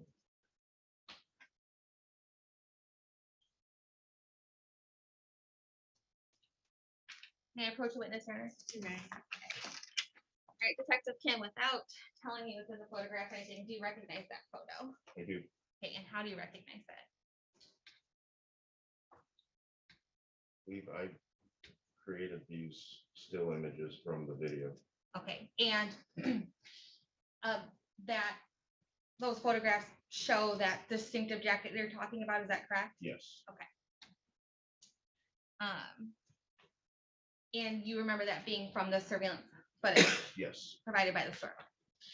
Your Honor, I would ask that this be admitted to the court as People's Exhibit Number 2. Any objection? Thank you, Your Honor. Yes, object on the grounds of foundation. Officer Kim could not testify that the contents were accurate because he was not a witness himself. Thank you. The contents of the contents of the pictures. He was not a witness himself. He was relying on other sources of information, other sources for the purposes of this determination. He was not a witness, so he cannot vouch for the accuracy of the picture as it's depicted. Thank you. Okay, thank you.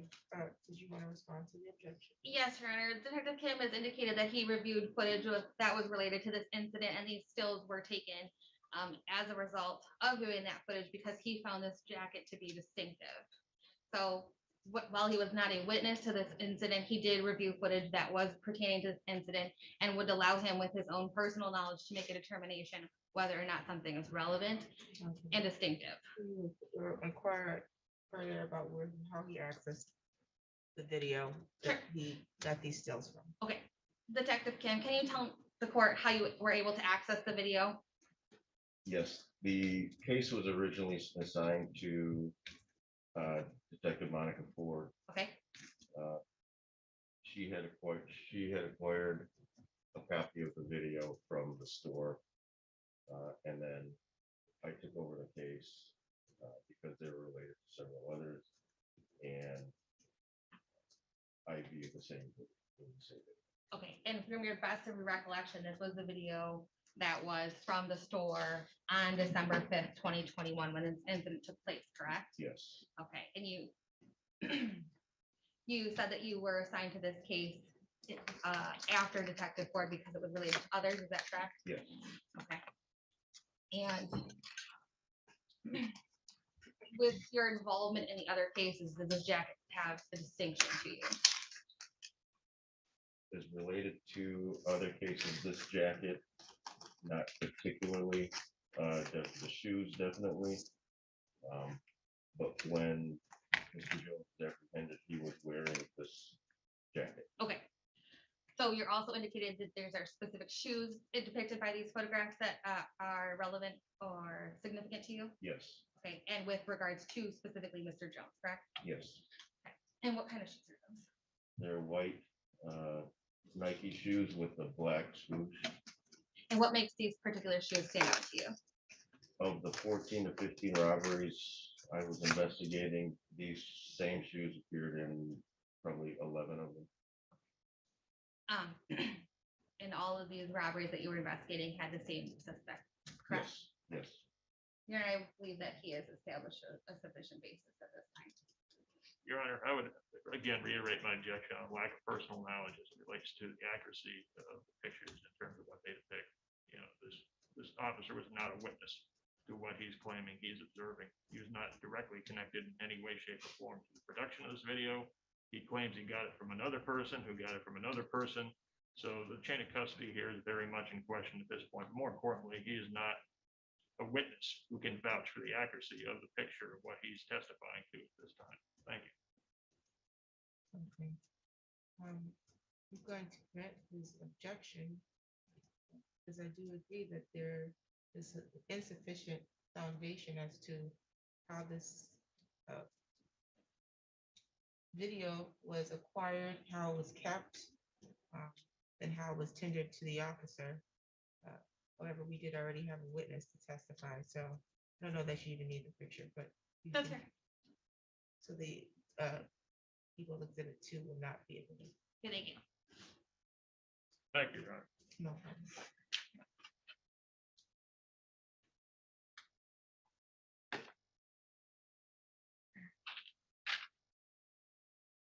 So we're still going to talk about the footage, Detective Kim. That footage that you viewed with regards to this incident, that was helpful to, was that helpful to you in determining a suspect? Yes. Okay. And you indicated that he was arrested at some time, is that correct? Yes. Do you know what date he was arrested? I believe it was December 16th, Okay. 2021. And do you know what those what he was arrested for? I'm going to object on the grounds of relevance, as it also potentially opens up the door for some 404B issues and other matters which the prosecutor has not properly filed a motion on. Do you want to respond? No, Your Honor, I'll withdraw my question. It's not relevant. Were you made aware of the arrest? Yes. Okay. Were you present when he was arrested? I'm going to reiterate my objection, Your Honor. The objection that it's not relevant? In terms of the arrest, in terms of, are we going back to, you know, this whole line of questioning, Your Honor? I think she's asking when he was arrested. Not sure where she's going with it, but it's not the same question as to why he was arrested, so I'm going to overrule your objection. Okay, thank you, Your Honor. Were you present when he was arrested? Not when he was I wasn't on scene at the traffic stop. Okay. But you were made aware of this arrest, correct? Yes. And what did you do at the time that you were made aware of this? I was out in the field. What happened was I was conducting surveillance on Mr. Jones. Saw him with the green jacket. He was wearing it at the time. I saw him enter the vehicle that we have seen on surveillance cameras at 2 of the robberies. He was driving that vehicle. I'll reiterate my objections, Your Honor. This gets into 404B issues. It gets into other acts, alleged other acts. It's not material as it relates back to the charges that we're currently adjudicating at this time. Thank you. You want to respond? Your Honor, I am simply asking what Detective Kim did as a result of being notified of the arrest of a suspect that he was actively surveilling. I find this is relevant information. I'm going to overrule the objection. Thank you. Thank you. So the green jacket, and that's the green jacket that you had observed in the surveillance video from this incident, correct? Yes. Okay. And a vehicle that you had determined was associated with Mr. Jones? Yes. Okay. And what happened? And then you can finish whatever you were trying to say. I'm sorry. Okay. I was in contact with the officers on the scene. They advised some of the items that were in the car. I related those to numerous other incidents and had them seize some of that property. So let me take you back real quick. Do you remember who the officers on scene were? Couple MSP troopers. I'm not sure their names. Okay, Officer Andrew Waldrop from Lansing PD, okay. Wes Vaughn from Lansing PD. And you indicated that they had told you about some items in the vehicle, correct? Yes, And what did you say about those items? Again, I'm sorry. I had them seized as evidence Okay, and what was the reason for having them seized? because they were seen on multiple incidents of other robberies on surveillance cameras. Standard, same objections again, Your Honor. 404B, none of this is relevant. I requested this whole question struck. Thank you. You're saying it's not relevant. And I don't know what the other incidents is, but we're here for more than one incident today. Are we not? The only focus of the inquiry, Your Honor, was based on the previous testimony of the witness. The only issue that we are here for right at this particular moment relates to the testimony as it relates to the allegations that the home visit was done. So, you know. Well, if you were going to rely on this level of objection, you shouldn't have been running an exam in tandem. We're on the record on both files for more than one incident. Nonetheless, officers testifying about his investigation of a series of incidents and how he was able to correlate or make correlations based on the evidence from those series of incidences, and that information is relevant. So I'm overruling your objection. Thank you, Your Honor. Thank you, Your Honor.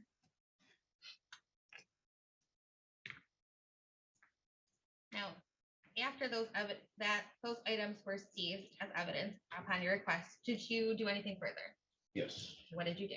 I observed body cam footage from particularly Officer Waldrop. Okay, He conducted a search of the vehicle, so I could see the footage.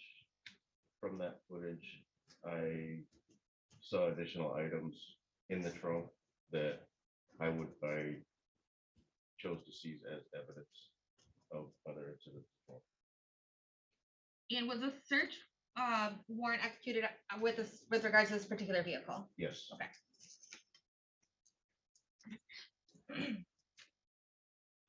And as items that were seized, can you tell me just some of the items that were seized, if you remember? On the traffic stop or as a result of the search warrant? Either. Okay, so on the scene of the traffic stop, we seized a tan Carhartt style coat, the white Nike tennis shoes were inside the vehicle as well.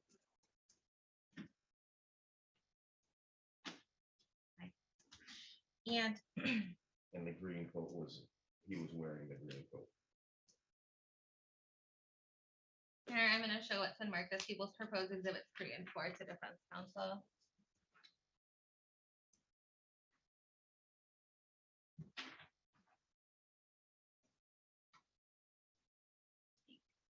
May I approach the witness, Your Honor? You may. Detective Sam, I'm showing you what's in marked as people's proposed exhibits number 3 and 4. Can you take a look at those and tell me if you recognize them? I do. Okay. And how do you recognize them? We'll start with number 3.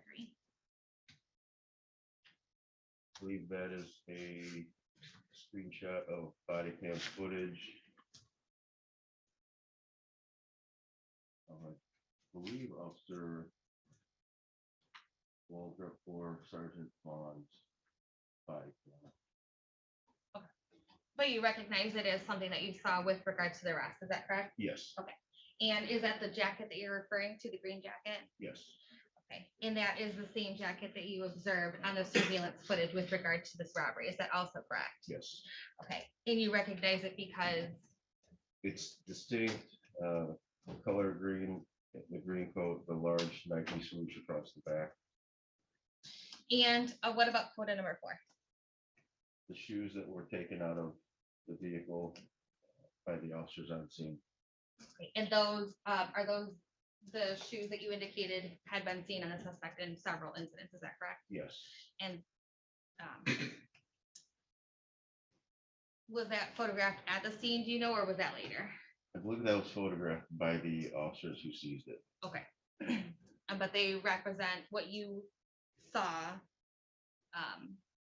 on the footage, is that correct? Yes, Okay.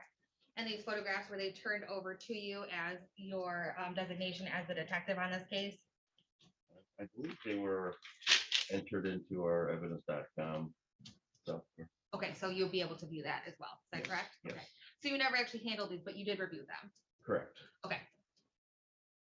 And as far as you are concerned, those are fair and accurate depictions of the items as they were found, correct? Yes. Your Honor, I would ask that these be admitted as exhibits 3 and 4. We objection. Thank you, Your Honor. Yes, the objection on the lack of foundation. Once again, this is a situation where this officer was not the officer who either took the pictures or was there directly at the scene to observe what these pictures allegedly depict. Instead, this officer is testifying here about some pictures that were produced by somebody else, maybe from somebody else. And, while he testified to some approximate chain of custody about who was involved, he still was not the witness who directly observed what he's purporting is depicted in these pictures, nor is he the witness who is purporting to have actually taken these pictures. So for those reasons, I would object on lack of foundation. Thank you. Your Honor, I would argue that Detective Kim has been investigating the defendant at this point for a while, has already indicated to the court that he has known these objects to be associated with Mr. Jones, and that these are fair and accurate depictions of these items as he saw them after they were seized from the defendant. One even shows the defendant still in the jacket.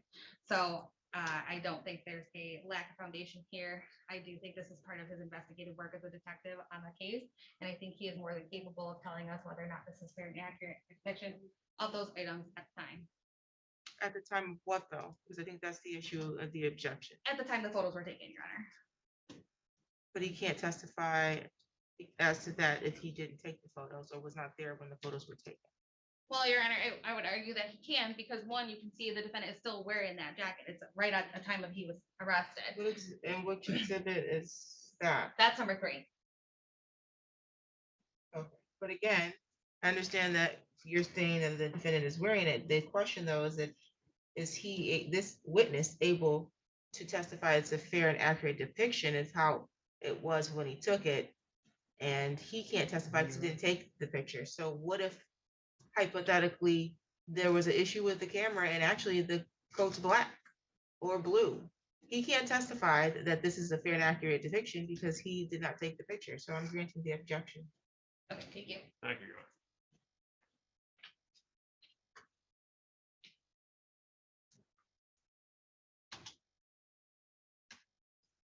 Now, Officer Kim, based on your investigation into this incident, are you able to identify the person regarded as a suspect in this particular robbery case? Yes, Okay, and is that person present in the courtroom today? yes.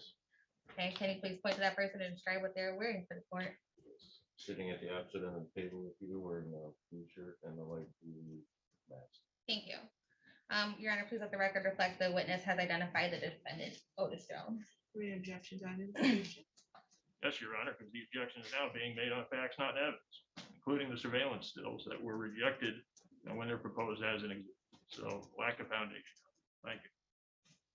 Yeah, I would agree that without certain evidence or another witness, I don't know how he can, or you can get this information in to determine that this is the individual that they associated with these alleged acts. Right, Your Honor, I can ask further questions.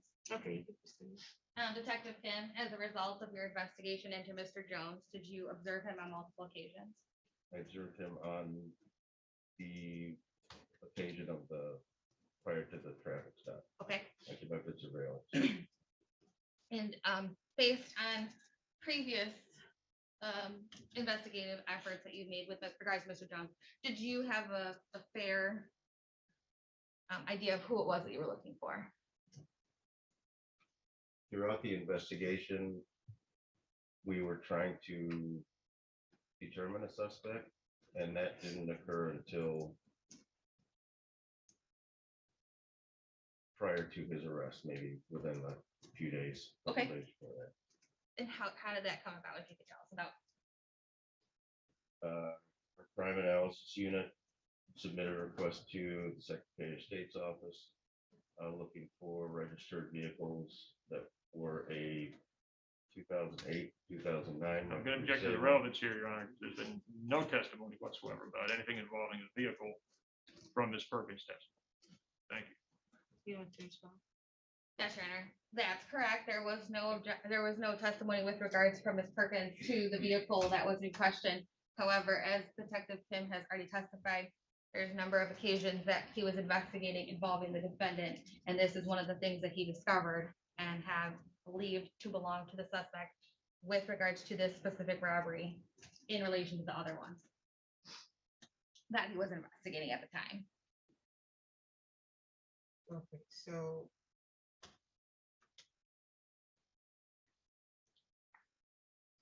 You're listening to testimony that would discuss a vehicle or search for a potential vehicle that was not an issue in at least the matter we're dealing with now. Not that we're aware of. So like I said, he was a suspect in a number of crimes. And this is something that the detective determined as having. I guess I'm struggling as well with how the foundation is being laid. As to how this officer or any officer was able to determine this person it was a potential suspect at all, and I recognize there's some other matters, but we've not.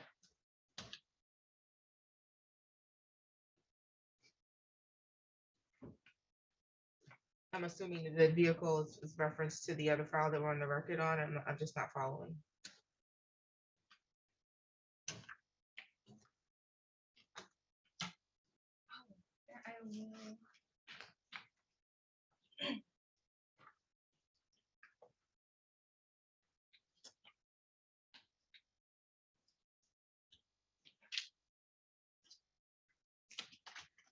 Your Honor, I do not believe there was any evidence coming in on the next case with regards to the actual vehicle. I believe that was part of the case that was previously dismissed because the witness failed to appear this morning. Okay, so. Your Honor, if I may, if Mr. Sartz's objection is to the specific information about the vehicle, I have no problem leaving that out. They can ask Detective Kim if other investigative efforts led him to the suspect or to a specific suspect with regards to his investigation with regards to this robbery as well. Okay. So you're withdrawing your question? Sure. Okay. Question is withdrawn, testimony stricken. Thank you, Your Honor. Detective, without going into specifics, were you able to determine a suspect in this case? Yes. Okay, and were you able to determine some characteristics of this person that you would be able to observe? Yes. Okay, can you describe what those characteristics would be? Besides physical stature, his particular method of operation in the series of robberies. And I'll state my objection again, Your Honor, along the same lines as my previous objection. Like foundation is relevant. I'm going to allow him to testify as to the series of robberies because this is an investigation of a series of robberies that led into that. That's relevant. So that objection is overruled. Thank you, Your Honor. Now, when you indicate there's a method of operation, what do you mean specifically? The method of operation in the entire series of robberies was almost identical. The suspect would approach the counter, whether there are other patrons or not. He would indicate or brandish the handle of a gun in his waistband. He would produce a plastic grocery bag from his pocket and lay it on the counter. The clerk would request they put the money from the till into the bag. They would comply, and they would put the money in the bag, give him the bag, and then he would walk out. Okay. And is there anything with regards to that, as well as his physical characteristics that you were able to observe? You were able to conduct surveillance on a specific person, correct? Yes. And that was Mr. Jones, correct? Yes. Okay, and when you were making physical surveillance of him, you did indicate that you did see him, correct? Yes. Okay, and did he match those characteristics that you had determined belonged to him? Yes. Okay. And you also indicated that he entered a specific vehicle that you also believed to have to do with him, correct? Your Honor. We're not discussing the vehicle though. Okay. And the person that you observed doing the surveillance with regard to the suspect is Mr. Jones, correct? Yes. Okay, and you've already identified him for the record, correct? Yes. Okay. And then a number of items of his were recovered, correct? Yes. And those were items that you had knowledge of based on your investigation, correct? Yes. Okay. Now, based on your investigation and all of the things that you have uncovered during, do you have any reason to believe that there will be a separate suspect? No.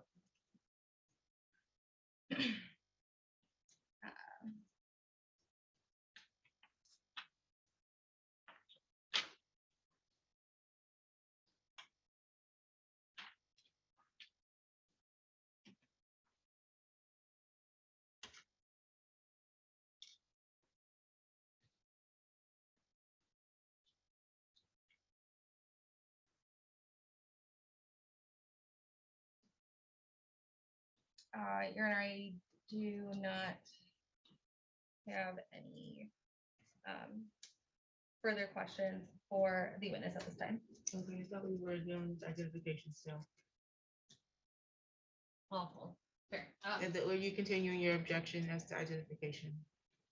Yes, Your Honor. Okay, so that officer testified that it's part of a series of investigation or investigation to a series of robberies. And he was able to identify a possible suspect based on the characteristics, both of the physical stature, but also the method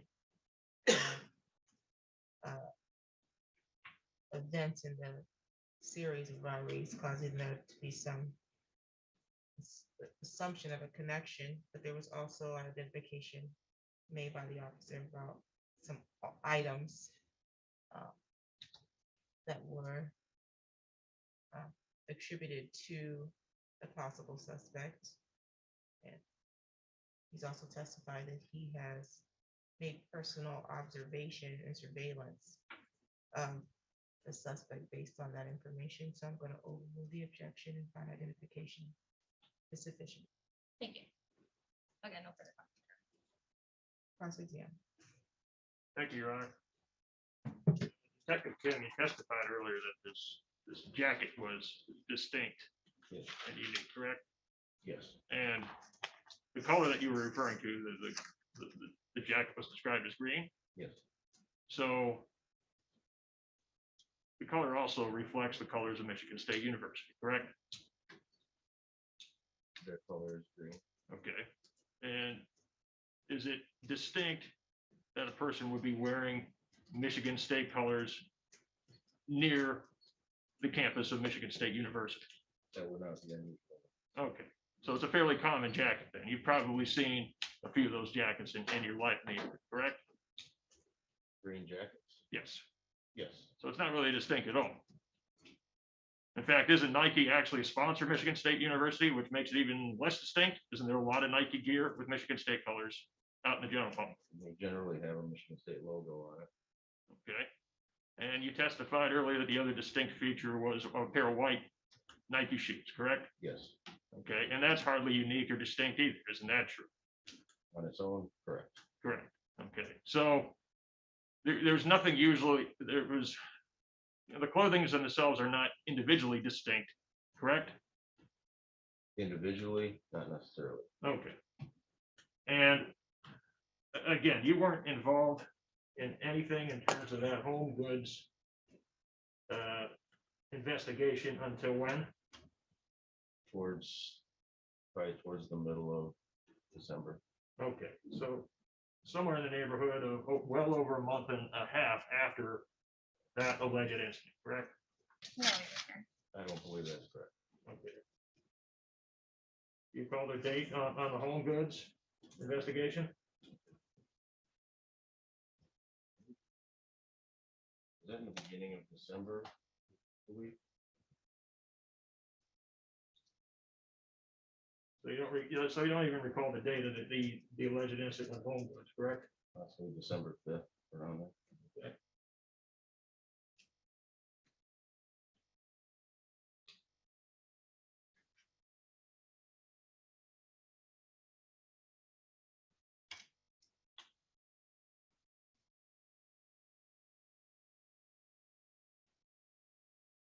Nothing further, Your Honor. Thank you. Okay, any redirect? Just briefly, Your Honor. Detective Kim, you did agree with counsel that the jacket and the shoes on their own may not be distinctive, is that correct? Correct. But based on your investigation and the other things that you observed, surveillance, investigative efforts into Mr. Jones, they did stick out to you, correct? I believe collectively, yes. Okay. So it's not the jacket or the shoes by themselves, it's everything together collectively. Correct. Okay, and you don't seem to be clear on the date of this particular robbery. Was there more than one robbery that took place at Home Goods? Okay. Not that I was investigating. Okay.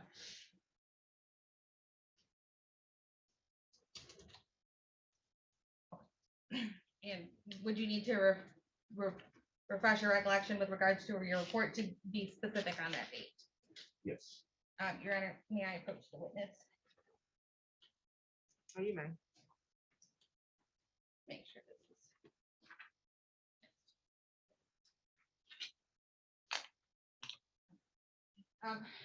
Detective Kim, can you please just review that report and tell us if that refreshes your recollection? Yes. Okay, take that report from you. And what date for this? December 5th. Okay. I have no further redirect, Your Honor. Okay, just some follow-up questions to my clarification. The defendant was not arrested because of this incident, is that correct? Correct. Okay, so there was some surveillance done. Was that surveillance being done at the time of the arrest? Prior to the arrest. Prior to the arrest, on the date of the arrest? Yes. Okay, and so the surveillance, was that because you believe there was a connection to this, or was something not related to this? I was conducting surveillance because I believe he was involved in a number of the cases I was working. Okay, but at the time, was it your belief that he was involved in this particular matter, or what was? Yes. Okay, okay, I just wanted to see if that was your belief at the time, or if it was not until these items were retrieved later from a vehicle that you had that information. Okay, any redirect or cross-examine based on those questions? None.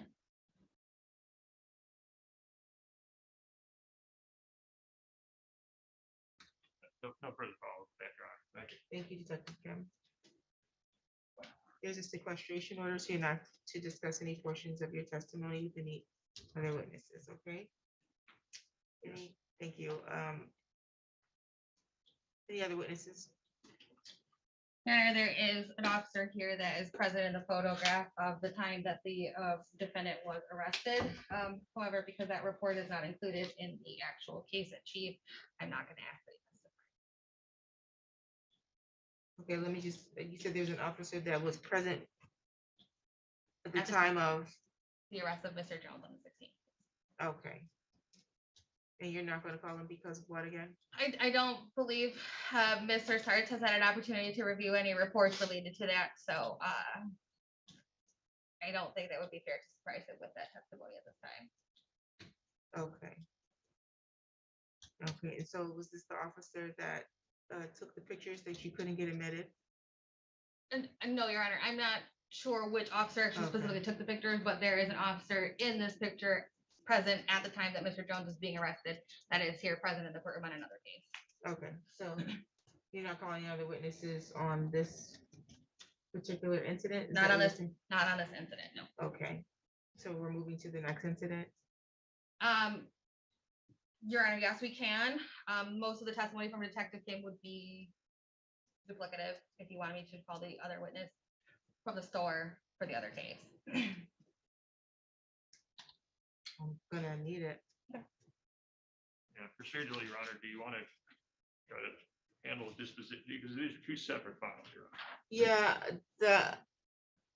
this is, I think the way that it's being laid out is a little confusing, so I think I'm gonna need testimony on the other one, and then we're gonna have to have argument at the end, because I understand this is being investigated as a series of incidents.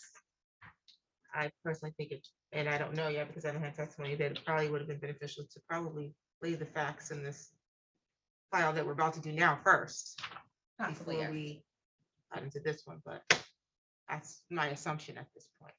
Okay, yeah, because procedurally, these are just three separate files, three separate alleged dates. Correct, one has been dismissed at this point, Right. and there's two other incidents. So, The cases have not been formally joined. I would expect the circuit court, if the matters are bound over the prosecutor. to file them.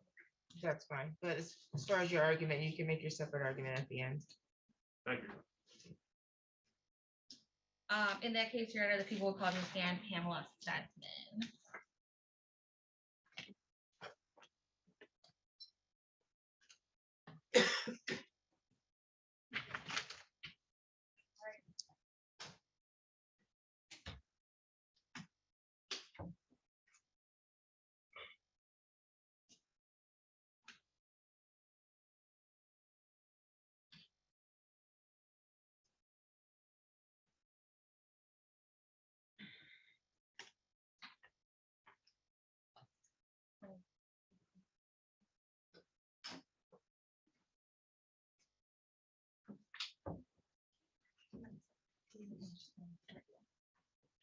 Please raise your right hand. Do you solemnly swear or affirm the testimony you're going to give is the truth and the whole truth under penalty of perjury? Yes. You can have a seat there. I just want to make sure, because we do have a sequestration order, that this is not a potential witness sitting in the back there. No, that's a support person for Okay. Ms. Stedman. Sounds good. Okay, and so, ma'am, there's a court recorder sitting behind you. She has to take down everything that's being stated here today. So your responses, you want to have them be clear. You got really good volume to your voice, so I don't think we'll have a problem there. You want to give verbal responses, no shakes, nods, no mhm, uh-huhs, because we can't write that down. Okay, ma'am? Yes, Your Honor. Okay, if there's an objection, you would stop any response that you're giving. I'll make a ruling on the objection, and then I'll tell you if you can respond to the question or not, okay? Yes, Your Honor.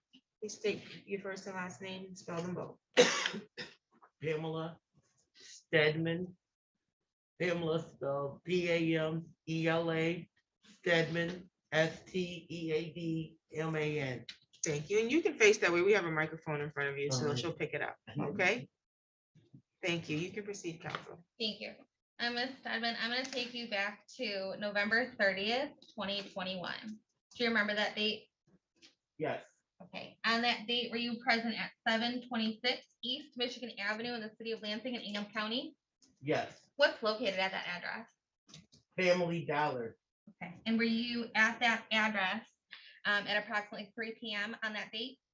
Yes, Okay, and what were you doing at that time? I was assistant manager. Okay, did something happen that day that brings you to court?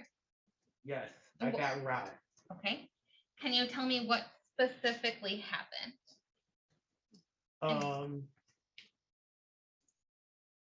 It was, I had a guy standing in front of me, and he had a black bag, and he said, "Put the money in the bag." Okay. He said it to me the first time. I was like a little stunned, and then he said it again. He said, "Put the money in the bag," and he held up his shirt and he showed me a gun. Okay, and do you remember where you noticed that gun? Was it on his person? Like his waistband. He held the shirt up, Okay, and the gun was silver. gun was silver. What part of the gun were you able to see? Like the handle, Okay, the handle portion of it. okay. And how did you feel when this took place? I was scared. Were you afraid that he was going to harm you in some fashion? Yes. Okay. And what did you do at that time? I opened the drawer and I gave him all the bills. I didn't give him the change. Okay. And I put the money in the bag and then he left. Okay. Now, if you were to see that person in the courtroom today, would you recognize them? Yes. Okay.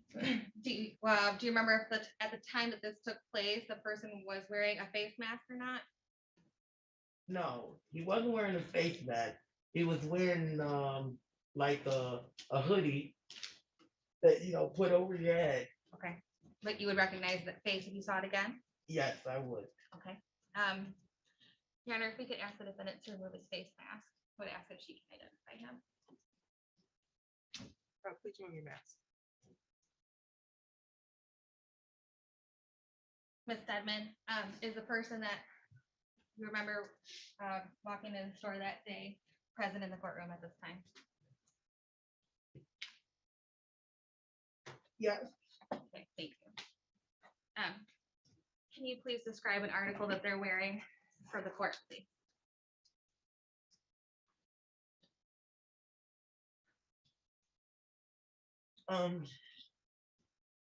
He was wearing, it was. Oh, you can tell that's what he's wearing today.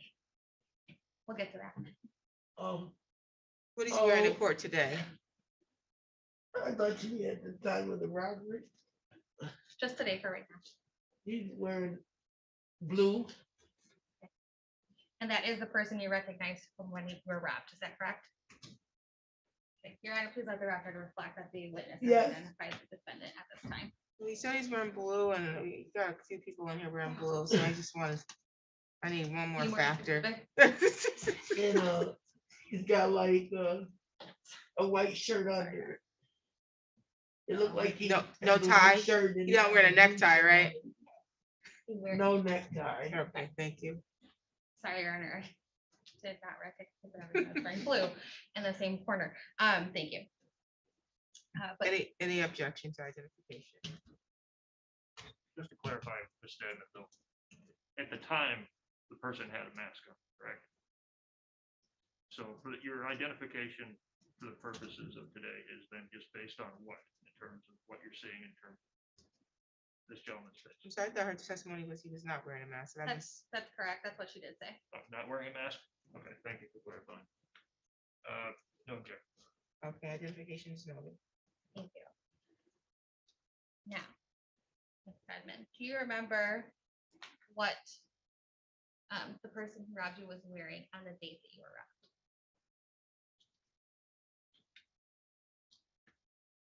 robbed? A dark hoodie.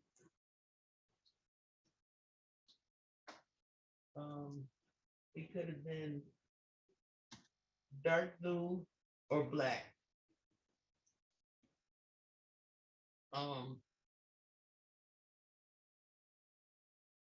He had on a tan jacket. And then I don't remember exactly, but he had like a symbol on his sweatshirt. Okay. And Your Honor, I'm going to show what's been marked as people's proposed exhibits number 2. Well, they're marked separately, so they're 2 and 3 at this time. Okay. Separate from the 2 and 3 on the other case. Maybe that's possible.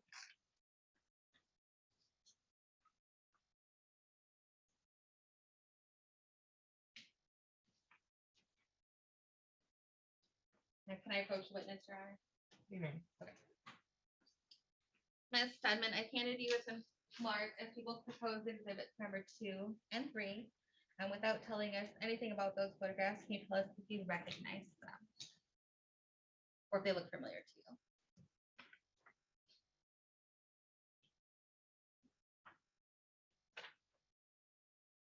Yeah.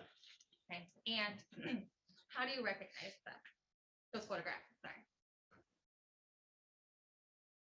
this is what the guy that robbed me was wearing when he entered Family Dollar.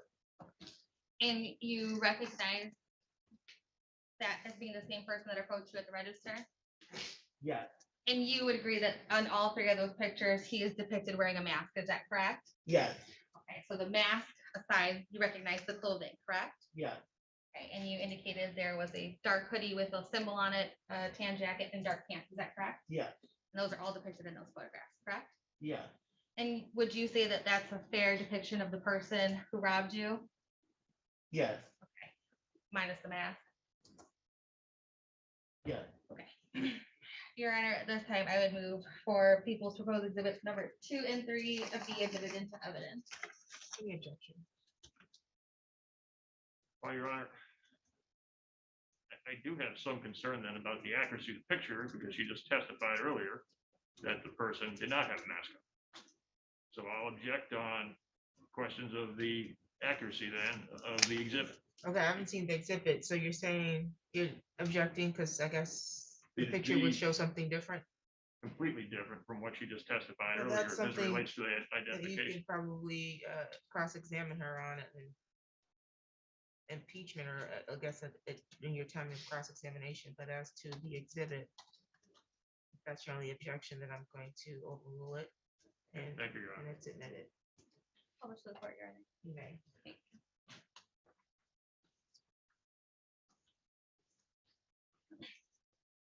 Now, Ms. Seven, what happened after the defendant left the store? Did you do anything? I called, I let all the employees know that, we gotta get the customers out. We have to lock the door, and I called 911. Objection as it relates to just getting into some hearsay statements that she was making at the time. So she's testifying to what she said? Yes. And what she did following this incident? I'm not following the objection. Her telling other people what to do or her telling other employees would be hearsay. Okay, she's indicating what she did after the incident. She's not offering this for the truth of the matter asserted, is she? No, Your Honor. Okay. Thank you. Objections overruled. Thank you. And have you seen this person that robbed you since this incident took place? No, I quit the job, And was that as a result of Yes. this incident? a direct result. And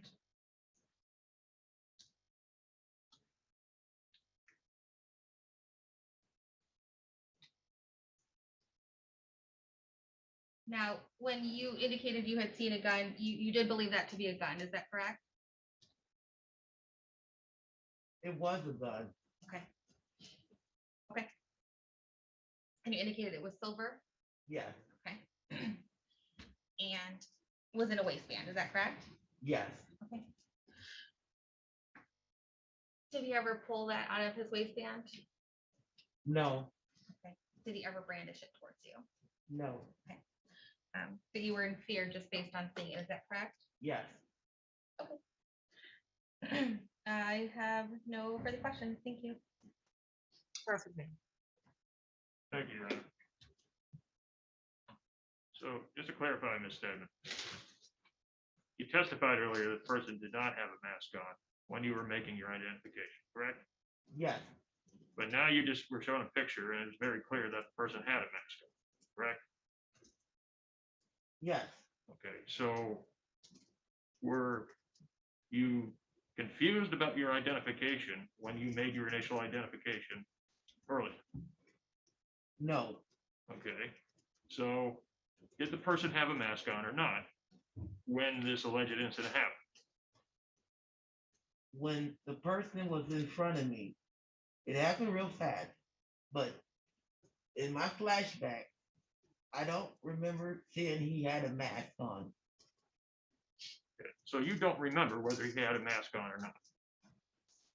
No, Okay, so the basis of your identification earlier was based on something you don't really remember, correct? the way I remember, the person that was presented that came up there to the counter did not have a mask on. Okay. So the pictures that you see then are not accurate. Your testimony here is that they did not have a mask on, correct? Your Honor, I'm gonna object at this time. These are clear, even from her testimony, that pictures are depicted of him at a different time, not the time that he was directly in front of her. Did you want to respond to the objection? She just said the pictures weren't accurate. That was She her never response. said the pictures were not accurate. She said that at the time he approached her, she does not recall him wearing a mask. But the pictures, as indicated by the objection, are depicted of him entering the store. The picture looks like it's closer to the counter. All I can see is all this is fixed is the back of his head. So she's testified, I think it's clear her testimony is that her recollection of when he approached the counter was that he was not wearing a mask. Thank you, Your Honor. So objection sustained. So even though you can't remember whether this person had a mask on or not, you're still claiming that you can remember that person's identification, correct? Yes. Okay. And do you recall about what time that this alleged incident happened? It was like it would have to been like in the between shift, like in the evening, around like maybe 2:50, 3 o'clock or something around that time. I'm not sure exactly what time, but around that time. Okay, so you're not sure of the time. It was like between our shifts. Okay. The shift that was leaving and the shift that was coming on. Okay. And have you talked to anybody other than the prosecutor about what allegedly happened? After we got robbed, when the cops came, I talked to somebody. Okay, who was that? I talked to, it was a whole bunch of officers. Bunch of, I'm not sure what their names were because it was a lot of people and a lot of gas. okay.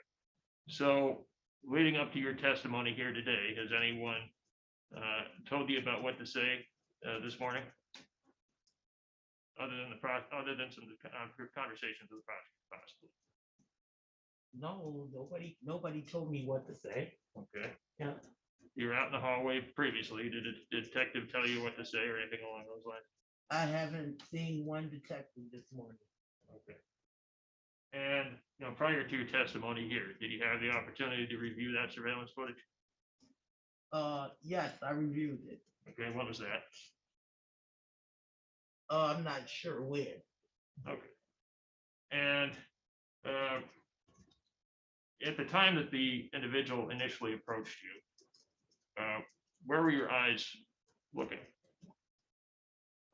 First I was looking at him until he held up his shirt, then I was looking at the gun.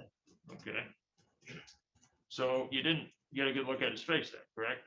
Yeah, and I got a good look, especially like the side of his face, a real good look. Okay. Because when he said it the first time, I stepped away. And then when he said it the second time, that's when he lifted up his shirt and I saw the gun. Okay. So again, your attention, your focus then was directed towards his waist, correct? Yes, after he pulled up his shirt and I saw the gun, then yes. Okay, but you didn't see an entire fire. All you saw was what? I saw about more than half the gun. He had it slanted. He had it right there in his like the waistband. Okay, and you saw the surveillance pictures that were submitted, correct? You just Which reviewed one? those pictures, the pictures that were shown to you from the surveillance footage. What do you mean? Did I review them today? Yeah, a few moments ago. You saw Yes. those, and you don't see a gun in those pictures, correct? No. Okay. But he had a gun. He pulled his shirt up and he showed me a gun. Okay. And was there any threats about any violence towards you? Other than just simply, the extent of the request was just a request for money, correct? Yes, he said aggressively way to let me know that if I didn't give him the money, it was gonna be trouble. Okay. But there wasn't any trouble. The gun was never removed from the waistband, correct? No, he never removed it. Okay. And do you recall how tall this person was?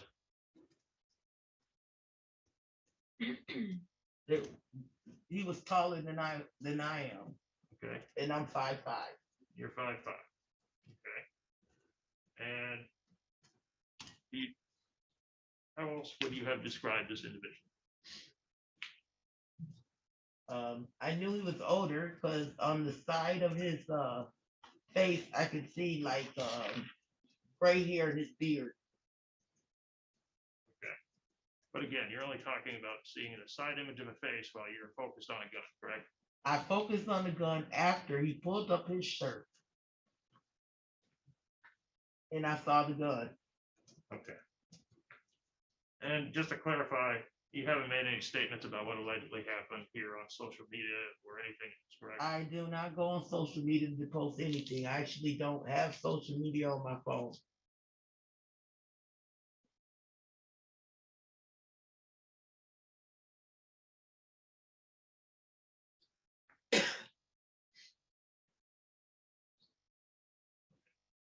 But to clarify, you said you saw sideburns. Did you see what facial hair features did you see? The side of the beard, you could see there was trying to grow in like little stumbles. It was gray. He had gray in. Beard or burns? Sideburns. I guess on the side. Okay. So you're pointing to your face, so some type of side beard or Yeah. side. You know what a sideburn would be, right? Which would be hair that would kind of grow down the side, closer to the ear. It'd be right here. So I guess that's part of the beard. Okay.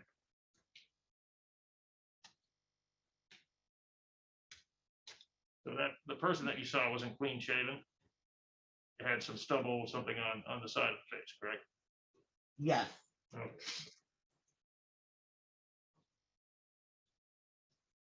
Thank you, Ryan. Nothing further. We don't have.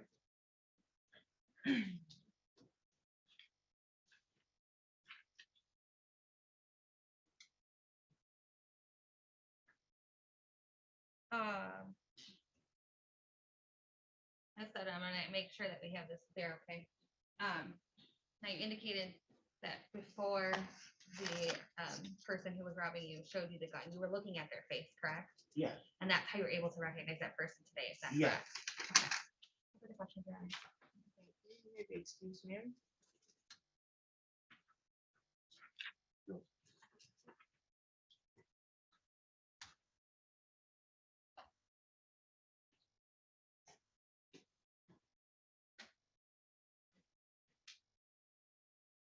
Any additional witnesses? Your Honor, if I could just call Detective Kim again briefly. Thank you.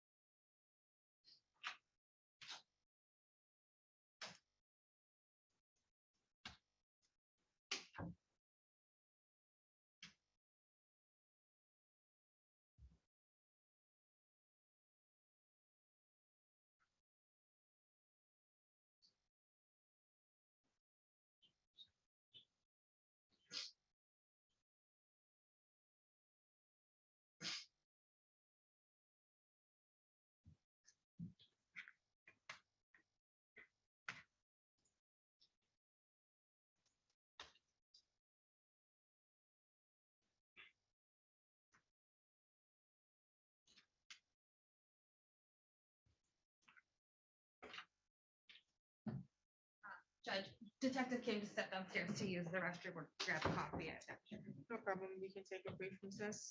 Thank you.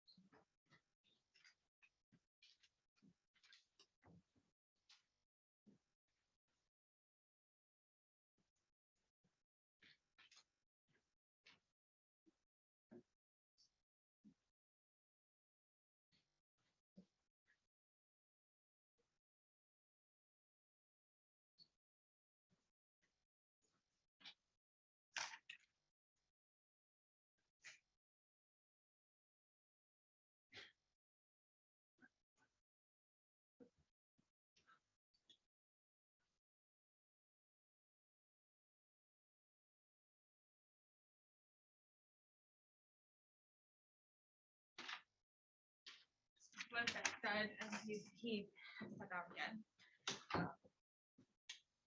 I apologize. He is still here, his stuff is still there, I just had it where he went at the moment.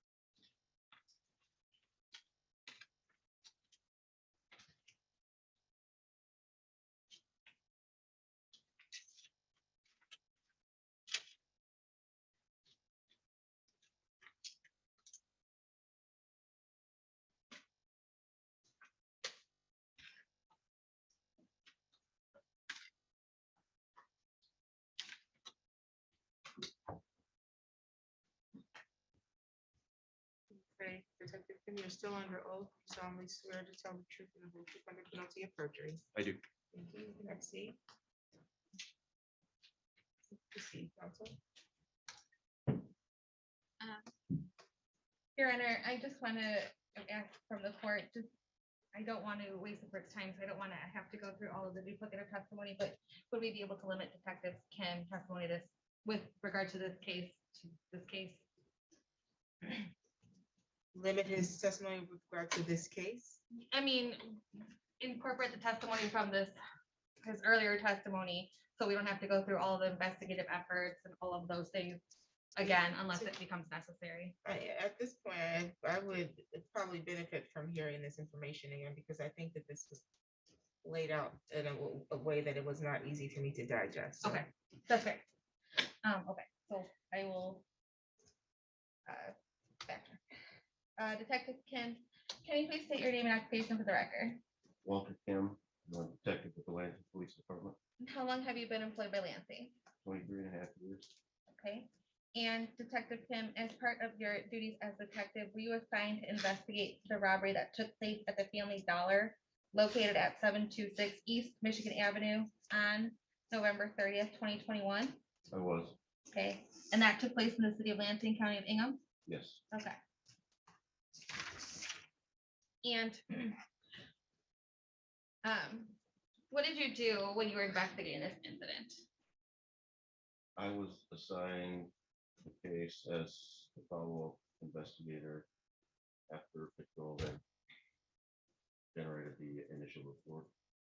So when you say the follow-up investigator following the initial report, does that mean immediately or almost immediately? Almost immediately, Okay, so no one was assigned to this case prior to you, is that correct? correct. Okay. And what did you do as a result of that assignment? I recognized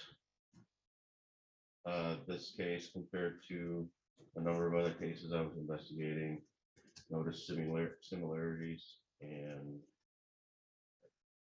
kind of in my head attached them to this series of robberies.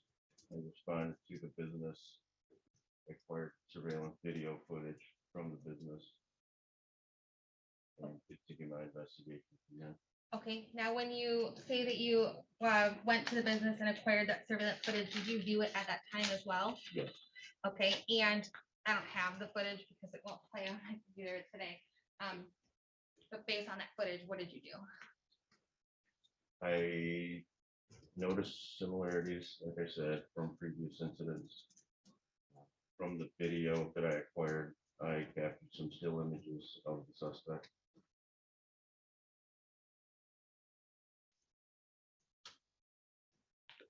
Your Honor, could I you 2 and 3, thank you. Detective Kim, I am handing you, it's been marked as it's been admitted in evidence, people's exhibits 2 and 3. Do you recognize those photos? I do. How do you recognize them? There's still images from the surveillance footage from the Family Dollar. Okay, and are these photographs or still images that you carry yourself? I believe so, yes. Okay. And you said you've got to review this footage in the store at the same time? Yes, and Okay. I recorded it there. Okay. Or uploaded it to a flash drive there. And based on your recollection of that footage, these photographs are an accurate depiction of what was depicted in that footage? Yes. Okay, and as far as you're aware, this footage depicted the incident on 11/30 of 2021, is that correct? Yes. Okay. And was there something specific that stood out to you about these images that you took these particular stills? Yes. What was it?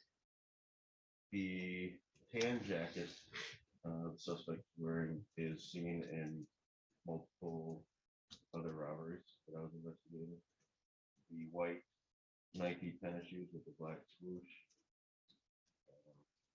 were seen in a number of other robberies. The green sweatpants worn by the suspect was seen in one other robbery. Okay. Now, you would agree that these individual items by themselves have no real significance, is that correct? Individually, Okay, but together collectively? collectively, very much. Okay, and that's based on other efforts that you were making to investigate this string of robberies, correct? Yes. And you believe these robberies to be related? Yes. Why is that? I believe them to all have been committed by the same person. Okay, is there a specific reason for that belief? Yes, again, it was the almost identical MO. Your Honor, I'm gonna just state an objection to this. Again, the grounds this gets into 404B issues, which have not been properly filed by the prosecutor. Further, there's no connection based on his descriptions here to descriptions that were testified to in the previous case. So at this point, I would state a foundational objection to this testimony. Yeah, you keep arguing 404B, but we haven't established that it was this person, so how do we know if it's his prior bad acts or not? That's a valid point, Your Honor, but it still gets into grounds for why this witness should not be testifying to this stuff in the first place, because he's saying whoever this individual was, that there were other actions. 404B required them to be giving facts about this particular defendant's prior bad acts. We don't know that it's this particular defendant at this time. So I don't find that you have a basis to make that objection. Thank you. Detective Kim, when you say MO, what do you mean? Method of operation, the suspect's behavior, his actions, they're consistently repeated throughout the whole series of robberies.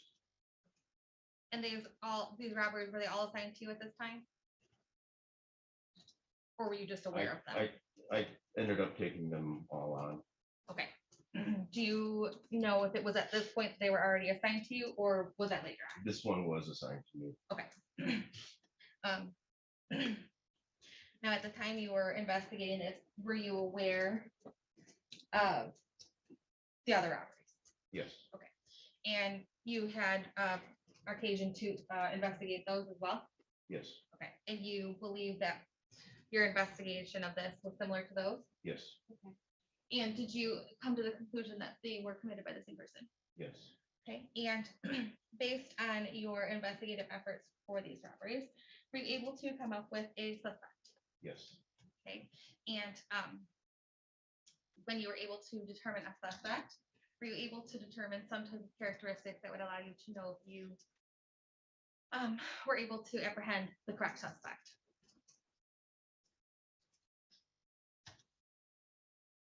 Besides physical characteristics, stature,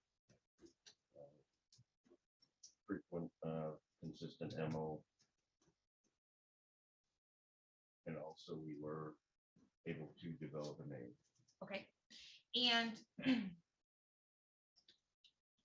based on that development of a person, a suspect, what did you do? I was in contact with Mr. Jones' parole agent. Okay. And again, now we're seeing the 404B and much clearer what this is the prosecutor's intentions here. That was up for Ryan, Your Honor. So I'll Okay. reiterate my previous objections. Thank you. So the objection is as to prior bad acts which you're not introducing evidence of what that particular act was. Is that correct? Correct. I'm Just just that he was identified because he was, well, I guess we should figure out how he's identified because he said that he could identify a name, but didn't say how. Okay. And then he contacted the parole officer. I don't find that to be within the realms of a prior bad act. He was on parole, or the suspect they believe to be on parole. I'm overruling the objection, but I do want you to identify how he developed the name, or what name he developed and how he developed it. Okay. Detective Tim, can you tell us the name that you developed for your suspect? It was the vehicle that was used in. Wait, what was the name? The Oh. name of the person. Otis Jones, Okay. And how did you develop that name?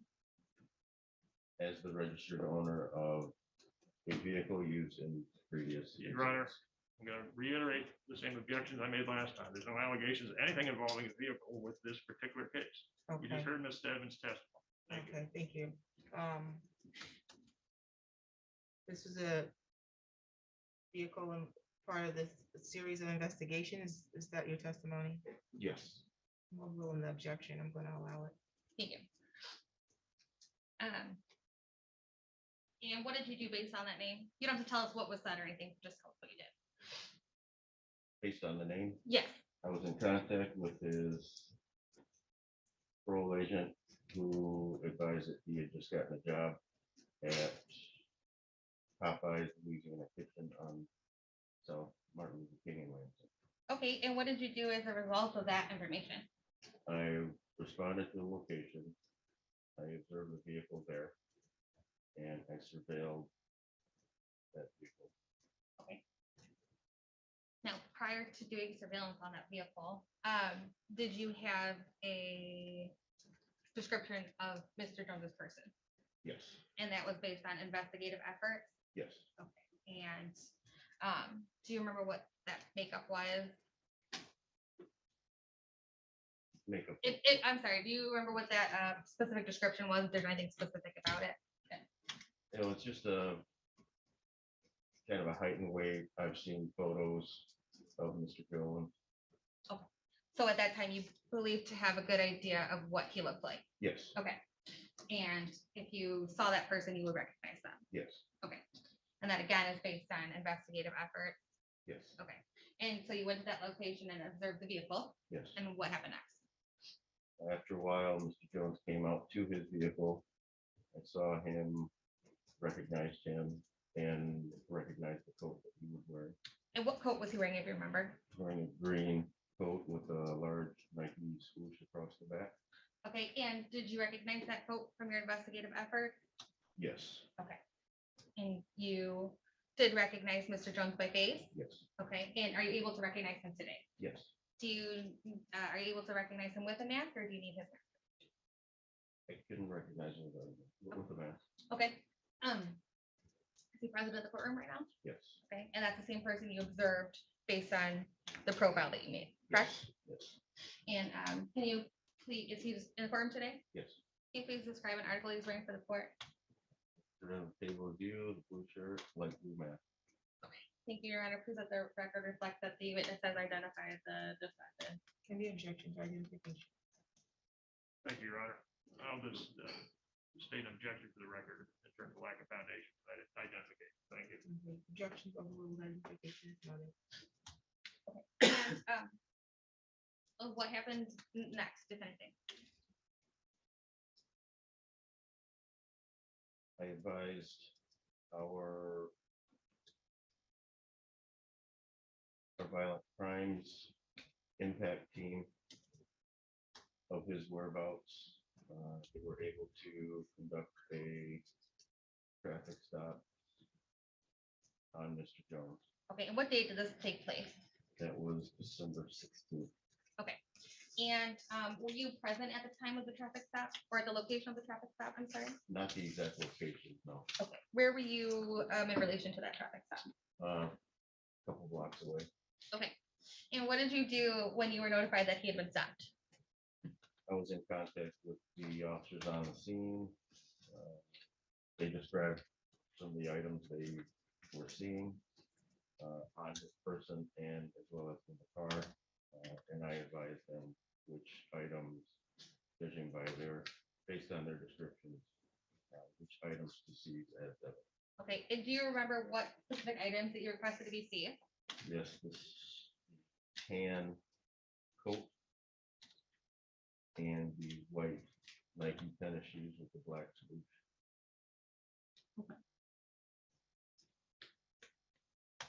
And were those brought to you in any fashion, or did you observe them immediately after they were seized? I did not. I observed them in our evidence system. Okay, so somebody else took those pictures? Yes. Okay. These are items that you had thought had significance, is that correct? Yes. Okay, and why is that?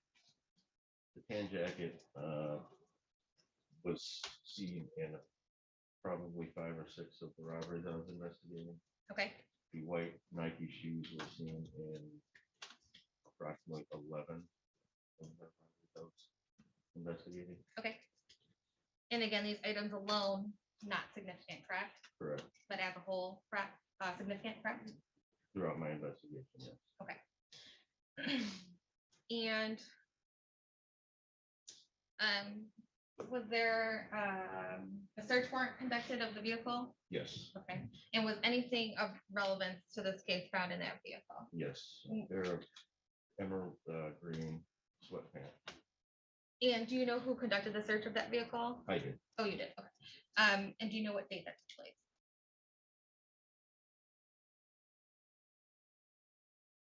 I did not know this. Okay. Those pants, what's the significance of those pants? They're seen in this particular robbery at the Family Dollar, as well as another robbery, oddly enough, at that same Family Dollar. Okay.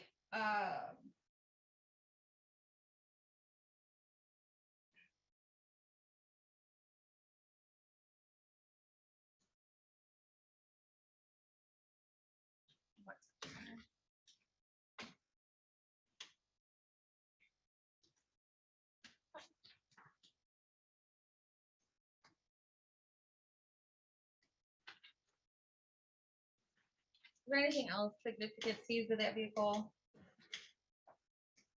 I seized another black coat, as well as a pair of black boots. And what's the significance of those items? Those were seen in other incidents, other robberies. Okay. Now, based on your investigative efforts with regards to all of these, you believe that Mr. Jones, who you identified, is the person who committed these robberies. Is that correct? Yes. Now, based on your investigative efforts, do you believe that anyone else could have committed these robberies? I do not. Okay.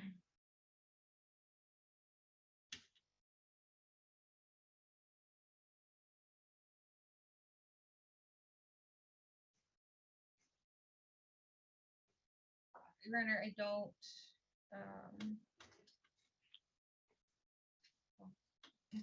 I'm going to show what's been marked as people's proposed exhibit number 4 to defense counsel.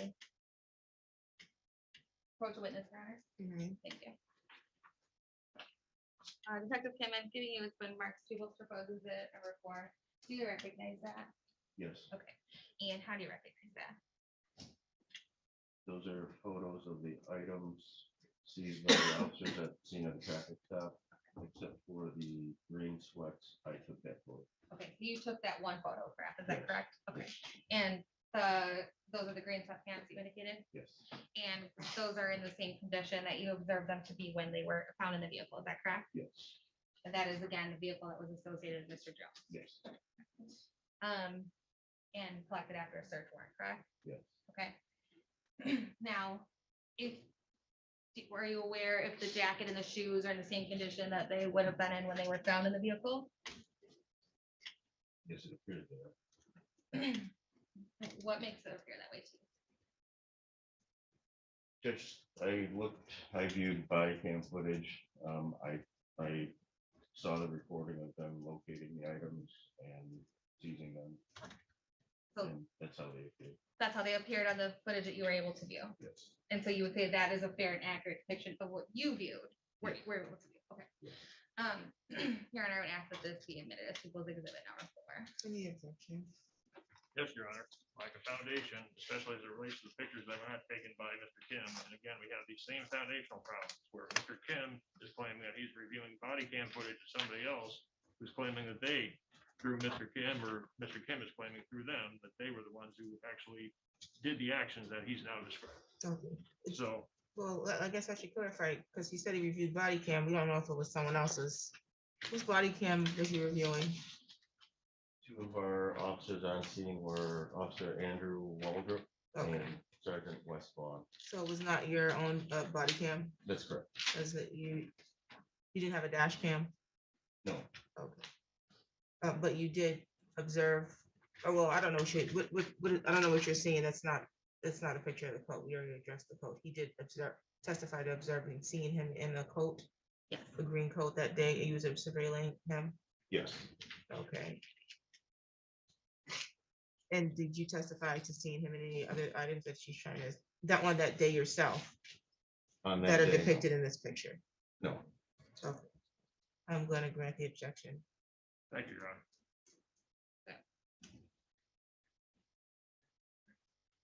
Your Honor, based on that, I do not have any further questions for Detective Kim. Cross-examination. Thank you, Your Honor. So briefly, Detective Kim, you testified that you did go to the Family Dollar at some point and review the surveillance footage, correct? Yes. And you observed that direct, correct? Yes. And when you're at the Family Dollar, the surveillance footage was running, the video itself was running, correct? Was working properly? You could review the surveillance Yes. footage? Okay. And at any point during your review of the surveillance footage, did the individual take off a mask? The individual in the video? Yes. No. They never took off a mask? No. Okay. Not inside the store. Not inside the store.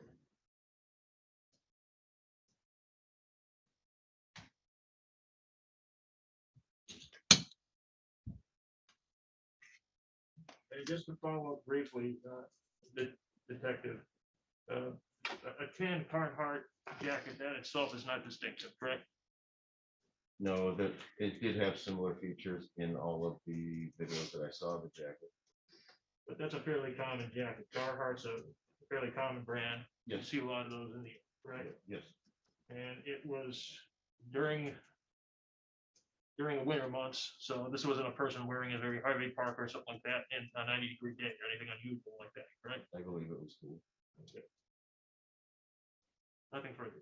Thank you. No. Thank you, Detective Kim, you may be excused. Any other witnesses? No other witnesses, Your Honor. I do have one additional piece of evidence to offer to the court. It is a certified conviction signed on December 3rd, 2004 against an Otis Ray Jones for one count of bank robbery. It is certified by the clerk as of January 18th of 2022.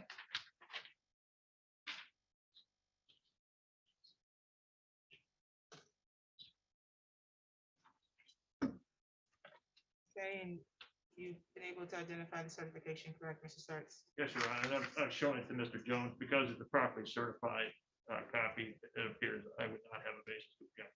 Thank you. Thank you, and so this exhibit is admitted. And that's all the proofs that the people have at this time. Yes, Your Honor. Okay, it's the defense offering any proof. And no witnesses, Your Honor. Thank you. Okay, you can proceed to argument. Your Honor, I apologize first to the court for presenting this a little bit backwards. I was trying to accommodate the witnesses. Unfortunately, it seemed to be more confusing than it was worth. We've had testimony today from Ms. Stedman with regards to the incident that took place on November the 30th, 2021. That is that she was working at the Family Dollar on that date, and she was approached by a subject that she identified as Mr. Jones.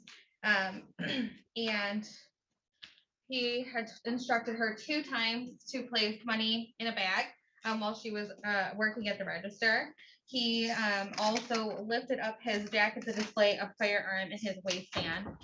Of course, there's been no testimony that that firearm was ever pointed at her or removed from the waistband. However, she did indicate that upon hearing what he was asking her and seeing the gun that she described as a silver handgun, she was afraid, and she was afraid of what he would do. I think, in fact, what she said that she perceived it as if I didn't give him the money, there would be trouble. Mr. Sartz did ask her whether or not there had been in fact trouble, and I don't think that's a correct. I would say that maybe that's a mischaracterization of what she was saying, because I think the robbery in and of itself without the gun is troublesome. The gun, however, does make it extra troublesome, considering that Mr. Jones is in fact a convicted felon and not able to possess a handgun.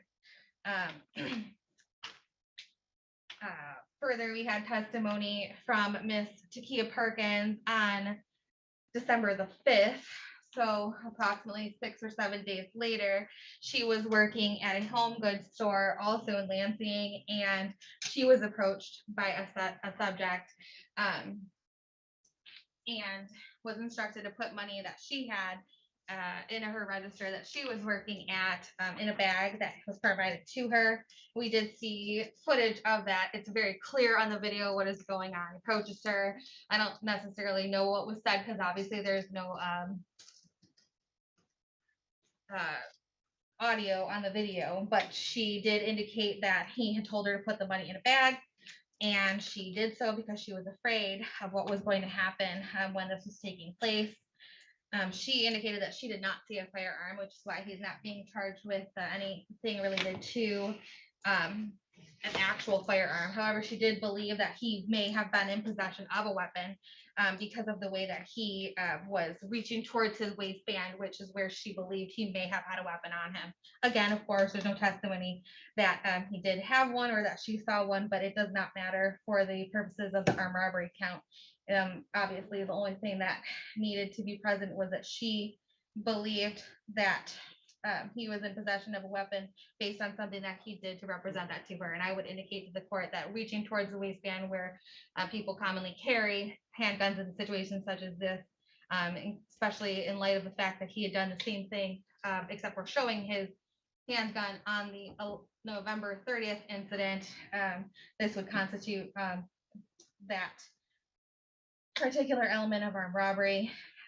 We have lots of testimony from Detective Kim that there was a number of issues that he was, or I'm sorry, number of robberies that he was investigating, that through his investigative efforts in those cases that he was able to determine the suspect. That suspect was to be Mr. Jones. And then at some point, Mr. Jones was surveilled by Detective Kim. He matched the description of the person that he was able to make based on all of his surveillance, as well as determining a name. And also there's been evidence that there was a vehicle that was involved as well that was attributable to Mr. Jones, which he was observed getting into. Further, there is other testimony that Mr. Jones was actually apprehended in that same vehicle, and that apprehension allowed Detective Kim to get a search warrant for the vehicle. There was a number of items removed from the vehicle that Mr. Jones was apprehended in that had significance to Detective Kim in the totality of the circumstances based on all of his investigative efforts with regards to the cases that he was investigating at the time. Of course, counsel argued that none of these items by themselves are significant, and the people did not have any standing to say that they were, but in the totality of the circumstances, of course they were. These are items that are observed multiple times by Detective Kim during his investigative efforts for all of these cases. These two cases specifically, he did indicate that this particular defendant was a subject in both cases, and that he was apprehended at some time wherein articles of clothing that he had been seen wearing in each one of these instances were recovered from the vehicle. Himself specifically recovering a pair of green pants that were used in, or worn, I'm sorry, in the November 30th incident. and the defendant having been arrested wearing articles that were observed to Detective Kim with regards to the December 5th incident. At this time, Your Honor, I believe the people have elicited enough testimony and evidence at this point for a probable cause standard to have both matters found over as charged. And I would ask that you do so. Mr. Service. Thank you, Your Honor. Respectfully, as it breaks down to cases 21-03527 FY and 21-03529 FY, a lot of the arguments and requests that these matters be dismissed by the defense will follow along similar types of reasonings behind these requests. But specifically, I'll do my best to keep the cases separate here because they are ultimately allegations on different dates. And we had different witnesses, at least other than Detective Kim. Let's start with 21-03527 FY. This court heard from witness Perkins. She did not identify Mr. Jones at all. She could not make an identification. Her identification was very vague at best. A tall black man with a green jacket. And as Officer Kim testified, we're green jackets are quite common. We're near Michigan State University. It's not an unusual thing. That type of description is not sufficient enough to warrant a legitimate identification of Mr. Jones. And then further, in terms of Ms. Perkins' testimony, she never saw a gun. She never claimed a gun was brandished. She couldn't even describe an alleged firearm. The crux of her testimony is that this was an assumption, essentially, that she would have made, an implication or something along those lines. But, and it's a somewhat more objective standard in the sense of a witness's perception in these types of situations, because under the situation, there was nothing otherwise other than a reach to a waist that was testified to regarding what would be the basis for this assumption that a firearm was about to be employed. She never saw a gun. She couldn't describe a gun. She also clearly could not identify Mr. Jones. And she was a key witness for the prosecutor. And she was the only one who could have vouched to the image that was on the surveillance that was introduced as an exhibit. Even then, that does not help for the purposes of identification or anything else, because the items that it's whoever that person was are very common. Now, in order foundationally to try to get around these issues, what the prosecutor is trying to do is bring in Detective Kim, who wanted to testify at length about a bunch of stuff, which is not before the court there. It references to other investigations and other matters, and then, a stop of a car, which in both cases, Your Honor, there's not any descriptions from the key witnesses here about anything involving an auto. No description of any getaway car, no description of any connection of any car with Mr. Jones. However, Detective Kim, despite despite objections and even very clear rulings from Your Honor in terms of descriptions about the vehicle, went into a lot of the descriptions of when Mr. Jones was arrested and the vehicle and the items you'll seize that they allegedly claim that they seized at that point. But you'll notice, Your Honor, this is an important detail. There was no testimony from Detective Kim about recovering any sort of firearm. So where is this mystical, magical firearm, which allegedly appeared, according to this witness, which she never saw, which she can't identify, and according to Ms. Perkins, was never actually brandished to her on, back when that alleged incident occurred. And then, of course, that brings us to the next key witness, and now we're moving on to 21-03529 FY, and Ms. Stedman. Well, Ms. Stedman testified first that the mask was off of the person who allegedly robbed her, and then she changed her mind and claimed, well, she couldn't really remember. And then we learned later when Detective Kim testified that when he reviewed the surveillance footage, that whoever robbed her had the mask on the entire time. That's a major, massive, important detail, because this witness described at length about seeing facial features, beard, the whole deal. Well, if the person has a full mask on, then what's the basis for this opinion? Now, granted, she also tried to couch that by saying, well, she just saw a side view. And granted, credibility ultimately is a question of fact, for a jury, but still there has to be some indicative of credibility here. Obviously, Your Honor, under the circumstances, this witness might have been under a lot of stress. She might have been looking elsewhere. There might have been a lot of reasons for these massive inconsistencies with the identification, but the identification here is a key part of this case. So to get around those issues, this prosecutor again has to go bring in Detective Kim again to go on this massive fishing expedition to go in a bunch of other cases which have not been charged against Mr. Jones and somehow try to connect them all through this testimony on allegations and alleged other acts which Mr. Jones has not been charged with. And we don't see the police reports or any other corroborative evidence that would support Mr. Kim's claims in terms of those other acts. So where's the other surveillance footage from all these other alleged acts that he's claiming he's building these foundations on?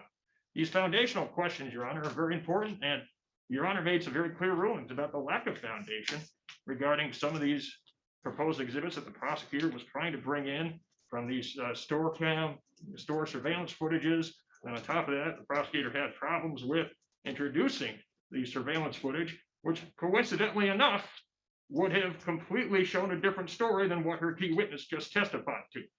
And granted, that could be just a technical issue with Family Dollar surveillance system, but that's a pretty important detail, because if she had shown that video, according to Detective Tim, it would have shown whoever robbed that place with the mask on the entire time. So that is a massive inconsistency, Your Honor, with the evidence here. And respectfully, when you go through the elements, the people have not met their burden to bind over Mr. Jones on either of these files. And for the litany of problems on both these files, Your Honor, I would respectfully request this honorable court dismiss both cases. Thank you. Okay, so there's a date that's set for preliminary examination on these two files. Preliminary examination, for your information, Mr. Jones, the burden is simply that of sufficient evidence that a probable cause standard that a crime is committed, and sufficient evidence that you were the person who committed the crime. This is not a beyond a reasonable doubt standard. You're considered innocent until proven beyond a reasonable doubt.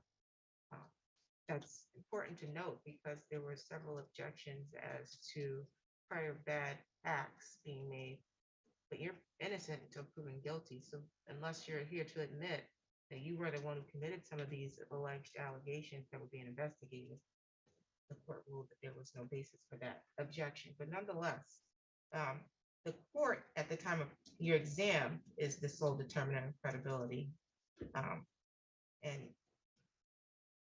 probable cause is something more than mere suspicion that a crime was committed. But again, not as much evidence that's going to be needed to prove your guilt beyond a reasonable doubt if this matter were to proceed to a trial. In file number 21-03527, today we heard the testimony of a witness or victim by the name of Takia Perkins, who stated that on December 5th, 2021, at the area of 415 Mall Court, City of Lansing, Ingham County, State of Michigan, at about 9:15 p.m. She was employed at the area of the store located at that area, which is Home Goods. She said she was the key carrier and that she was the victim of a robbery, that a gentleman walked in while she was closing the drawers for the evening, asked or demanded for the money, that he reached for his waist, and she took that as a gesture of him holding a weapon. She described the man as a tall black man in a green coat, being older, possibly in his 50s. She described being scared and afraid that he would do something to her. The people displayed a video of the incident, which seemed to corroborate the description given by the witness, and that was a man walks in, a black male walks in with a green coat, approaches the counter, hands a bag over, demands money, or appears to be demanding money, and is holding either his waist or waistband. defense is arguing that about that gesture being sufficient to determine whether or not there was a weapon involved. The individual who testified stated that she believed that there was, that he was gesturing in that way because he was holding a weapon. The court reviewed the video at least twice in court. And in reviewing the video, the court would also believe that based on that gesturing, that the person, whoever that person was who was committing the act, was either doing one of two things. Either their pants were too big and they had to hold them up, or they were holding a weapon, or they wanted the person to reasonably believe that they were holding a weapon to place them in fear. And so I would find that in that case, that would be sufficient as to placing the victim in some sort of fear. Now, as to identification, in that incident, the victim was unable to make identification other than what was clearly displayed on the video, but you couldn't identify a person by face in the court. He had testimony of Detective Kim, who was investigating a series of robberies in the area. These investigations, which he alluded to more than 5 robberies were being investigated. In part of his investigation, he had the opportunity to review surveillance of the incident, which would have been the surveillance the court was shown today, I presume. And then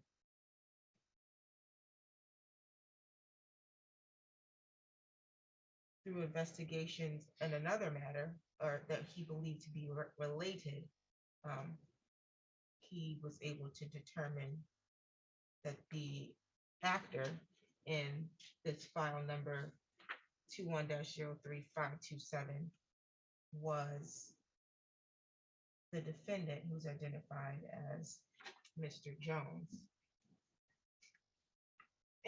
Now, in file number 21-03529, we first heard the testimony of the alleged victim, Pamela Stedman, stated that she was working at the Family Dollar at 726 East Michigan Avenue about 3 p.m. on November 30th, 2021. So about 5 days prior to the previous incident the court addressed. She was working as assistant manager when a black male walked in with a black bag, handed the bag to her, demanded that she put the money in the bag. She stated that he repeated it twice. I think she said she backed up after the first time he repeated it, that he lifted up his shirt or sweater, and there was what she viewed to be a silver handgun in the waistband. She testified to seeing the silver handle. And she said she gave the suspect all the bills. She testified she was able to identify the defendant as the person who committed this act. She stated that the defendant was not wearing a mask.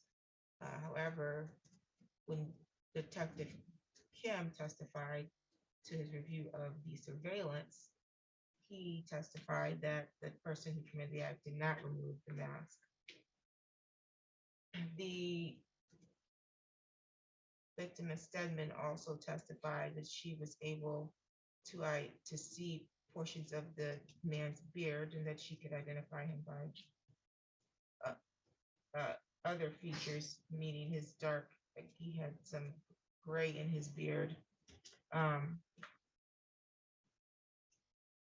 so whether or not Ms. Stedman is mistaken, or as stated by Mr. Sartz, maybe the stress of the matter may have caused her to be confused. The court is not aware. What we have here is she stated that that the person was not wearing a mask, and the officer who says in the video that he viewed, the person was wearing a mask. The court only sees or has in its view some still photos that were entered to which the defendant is wearing, or I'm sorry, the suspect is wearing a mask.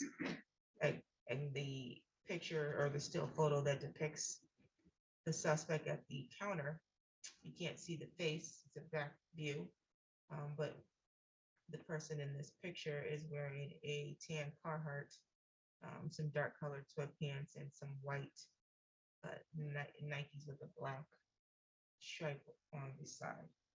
Now, those factors there are important because Detective Kim testified that during his investigation of this series of robberies in the area, he reviewed video footage from multiple incidences, and that at least in one of these incidences, there was a report of a vehicle with a, I guess, license plate that brought him to determine the owner or the registered owner of that vehicle. But that there, in majority of these investigations, the similarities include the method of the robbery being similar, the stature and physical characteristics of the individual who committed the acts were similar. The tan Carhartt jacket was seen in multiple of the robberies that had taken place, along with the white Nike shoes.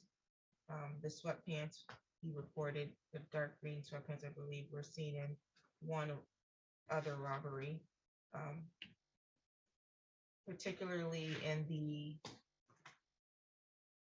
matter and file number ending in 527, which we saw even in the court, a gentleman enter the vehicle with a dark green, or distinct as the detective would say, colored green jacket with a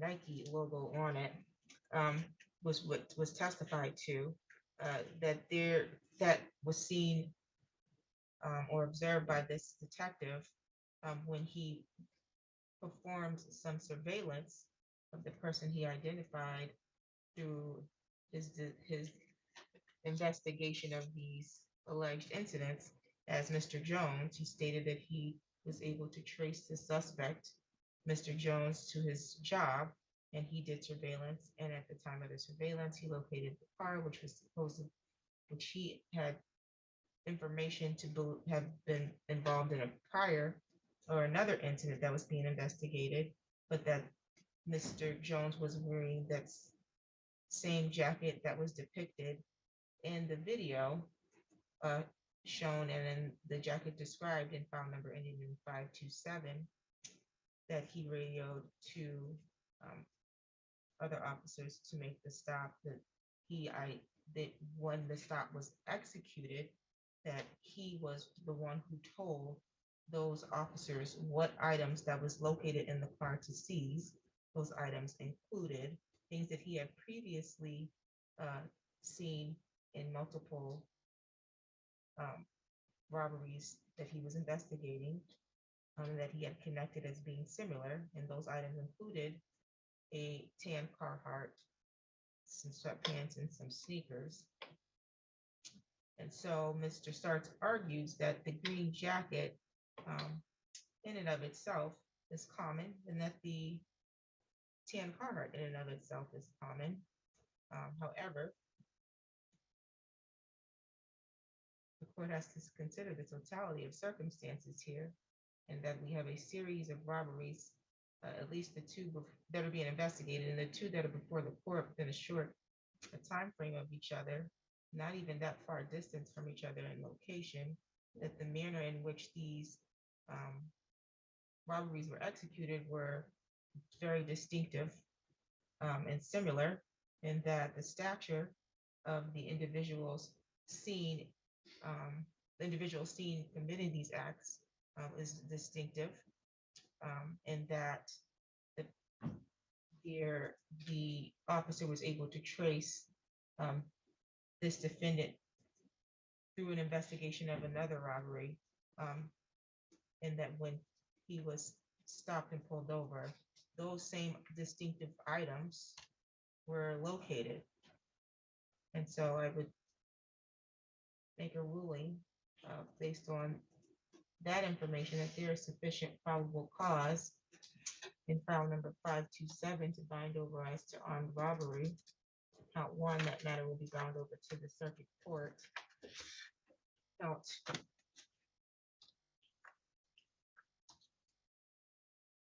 one, which is armed robbery in file number 529.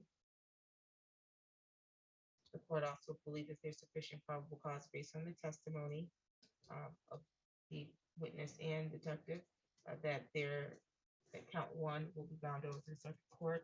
Count two, weapons, firearms, possession by felon, although there was no firearm recovered, there was testimony that there was a firearm used in the alleged incident.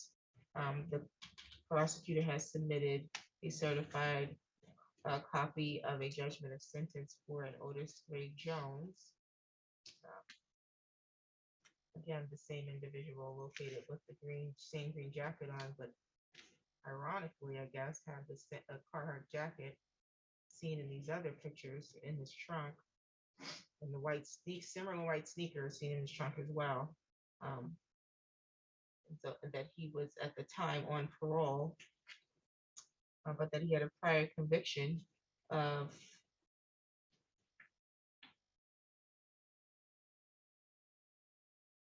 which he had not regained eligibility, or would need to have regained eligibility before being in possession of a firearm. So the court is satisfied that there's sufficient probable cause as to count two. That two will be bound over to the circuit court. The further proceeding, your bind over date is going to be March 23rd. Do not need to appear in court on March 23rd. That's the date that they'll get the files from this court. They'll set your next court date. There'll be a pretrial in the circuit court. Mr. Sarge will be made aware of that date. File number ending in 528 is dismissed without prejudice because the witness failed to appear. However, if the witnesses appear and they're ready to proceed, those charges can be reissued. You have any questions today, Mr. Jones? No. Okay. Counsel, any additional matters for the record? Nothing from the people. Nothing further, Your Honor. Thank you. Thank you. We're off the record. You said that'll be the 23rd? You won't have court. You don't have to go that day, though. Yeah, we're gonna have a free trial scheduled later. Yeah, thank you.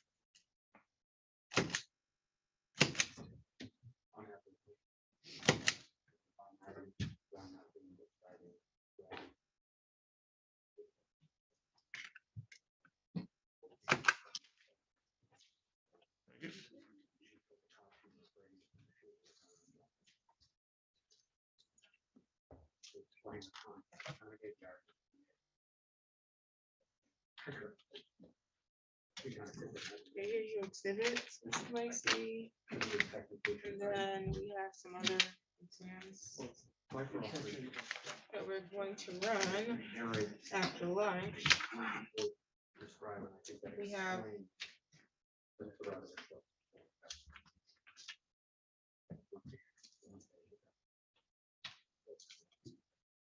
Silver, who's in custody. Shrines and Bell's not in custody. Bell's outside. What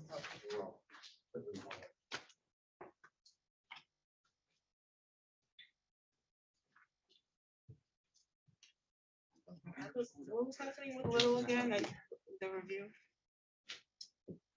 He is supposed to be referred to mental health court in 55th district court, I believe. So I think it would just needed to be probably reset. That's happened, yeah. Sounds good. Octavian Fly is representing himself. Okay.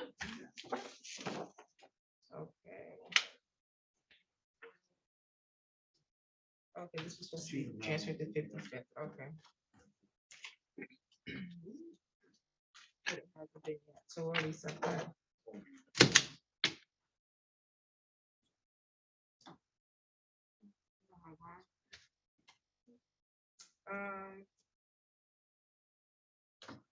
I do at least 2 to 3 weeks.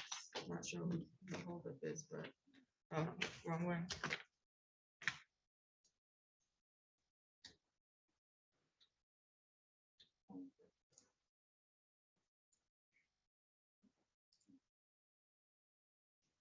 Who do you after lunch? Who do you intend to start with? Silver. Then. Well, actually, Mr. Trine is gonna please, right? Yeah. So Mr. Trine is, or yeah, no contact, or no contest plea. Then I would do Silver. I'm trying to get the officer to reverse out of here because he has to work this afternoon. Let me just go in order of Fly and then Bell. Although this is No, valid. I would do Bell before we do Fly because he's representing himself. That's fair. Okay. That could take some time. Let's see.